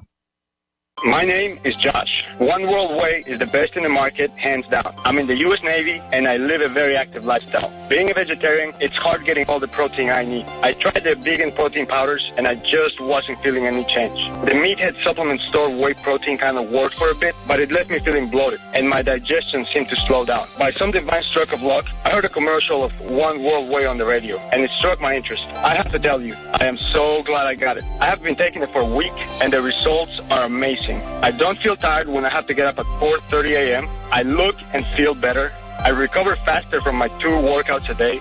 When I don't have time to eat good food, I take it, and I don't feel the urge to stuff my face for hours. I got up this morning, and I looked the leanest I've looked since high school. I can go on and on. The best I can do to repay you is buy more and tell my friends. Call 888-988-3325. That's 888-988-3325. Or visit oneworldwhey.com. My friends, Alex Jones here to tell you about some of the most important information concerning you and your family's health. Radiation levels have more than doubled in the last 60 years in the Northern Hemisphere from all of the nuclear testing and radiological accidents. Radioactive contamination is now in most of the food supply. There's only 2 ways to avoid this. Move south of the equator or properly protect your thyroid with nascent iodine. Looking to protect my family, I've done deep research. Nascent iodine is the pure purest, cleanest, absolute best form of iodine to protect yourself and your family. It's made right here in the USA, completely non-GMO. I searched out the best quality and now have developed a double-strength form of nascent iodine, exclusively available at InfoWarsLife.com. Nascent iodine is on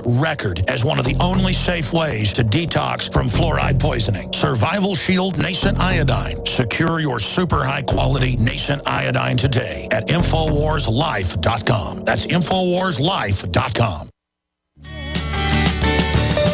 Freedom is just another word for nothing left to lose. Welcome back to the Alex Jones Show. I'm David Knight filling in for Alex, and I'm joined here in studio with Jakari Jackson. And we've just been talking about the traveling road show that the government has, training for economic collapse or shutting off all of the food stamps or crashing the dollar or whatever. It seems like everything the government is doing domestically is gearing up for this impending crash. And now we've got Operation Urban Shield coming to Dallas, don't we? That's exactly right, David. Now, Urban Shield's going to be taking place in Dallas this weekend in the Dallas-Fort Worth area. It's not just Dallas, but also Fort Worth and the surrounding towns. So there will be over 50 first responder teams, 50 teams, not 50 individuals, but 50 teams in 14 host sites. Now, you can go to the training website to take you out. Yes, if you go to training to keep you under their thumb. North Central Texas Council of Governments, that's the North Central Texas Council of Governments. You can go and get a list of some of their activities. And we want our Infowars to go out and film these. Don't stand in the street blocking the event or whatever, but just stand on the sidelines, get the best view you can, put it on YouTube and send it to us, because people always ask, how can I get involved? Right. How can I help? Just go film these things, send them to us, and we'll put it up on Infowars.com. Absolutely. Now, Obama was just in Dallas defending Obamacare. And we've got this clip from it. Let's take a look at what he was just yesterday. He was in Dallas. So let's take a look at what he had to say. If you've got health care already, then you can keep your plan if you are satisfied with it. If you like the plan you have, you can keep it. I intend to keep this promise. If you like your health care plan, you'll be able to keep your health care plan. If you like your plan and your doctor, you can keep them. You'll be able to keep your health care plan. If you like your plan, you keep your plan. If you like your doctor, you like your plan, you can keep your doctor, you can keep your plan. You like your current insurance, you keep that insurance. Period. One of the things that sometimes gets me a little here he is in Dallas yesterday. although I understand it because I'm in politics, is folks who are complaining about how the website's not working. The first month I've not been happy with.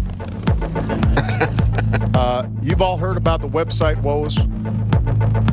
Nothing drives me more crazy than the fact that right now there's great insurance to be had out there, choice and competition, where people can save money for a better product, except too many folks haven't been able to get through the website. Now, this is like having a really good product in a store and the cash registers don't work and there aren't enough parking spots and nobody can get through the door. And so that's we a defense. are working overtime to get this fixed. Now, as you recall, David, we had John McAfee of McAfee Antivirus Software here in studio, and he said he was asked to participate in the Obamacare website. He said flat out that site is not designed to work. Mike Adams said the same thing. It's amazing to hear him defend this, because what he is doing is he's saying, you know, there's great insurance to be had out there, but we've created this massive bottleneck that you can't get to it. So it's still a great plan, but you just can't get to it because we created a bottleneck. The government does that everywhere. They do it whenever there's a major disaster and FEMA comes in, they create a bottleneck. They keep private individuals, churches, charities from being able to deliver stuff to people who need it.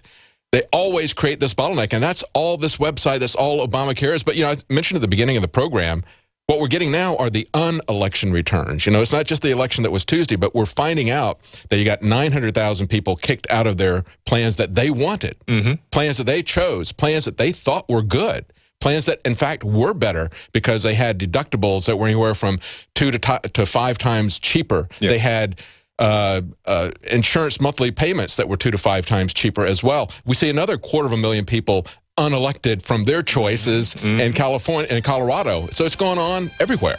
Oh, definitely. So this is what you wanted. If this is what you wanted with the Obamacare, now you have it. Great defense. Yeah, it's a great product. You just can't get to it because of his poorly designed, untested, unfinished website. Well, that's it for today. Alex will be back tomorrow. Join us then. Infowars Nightly News tonight. That's right.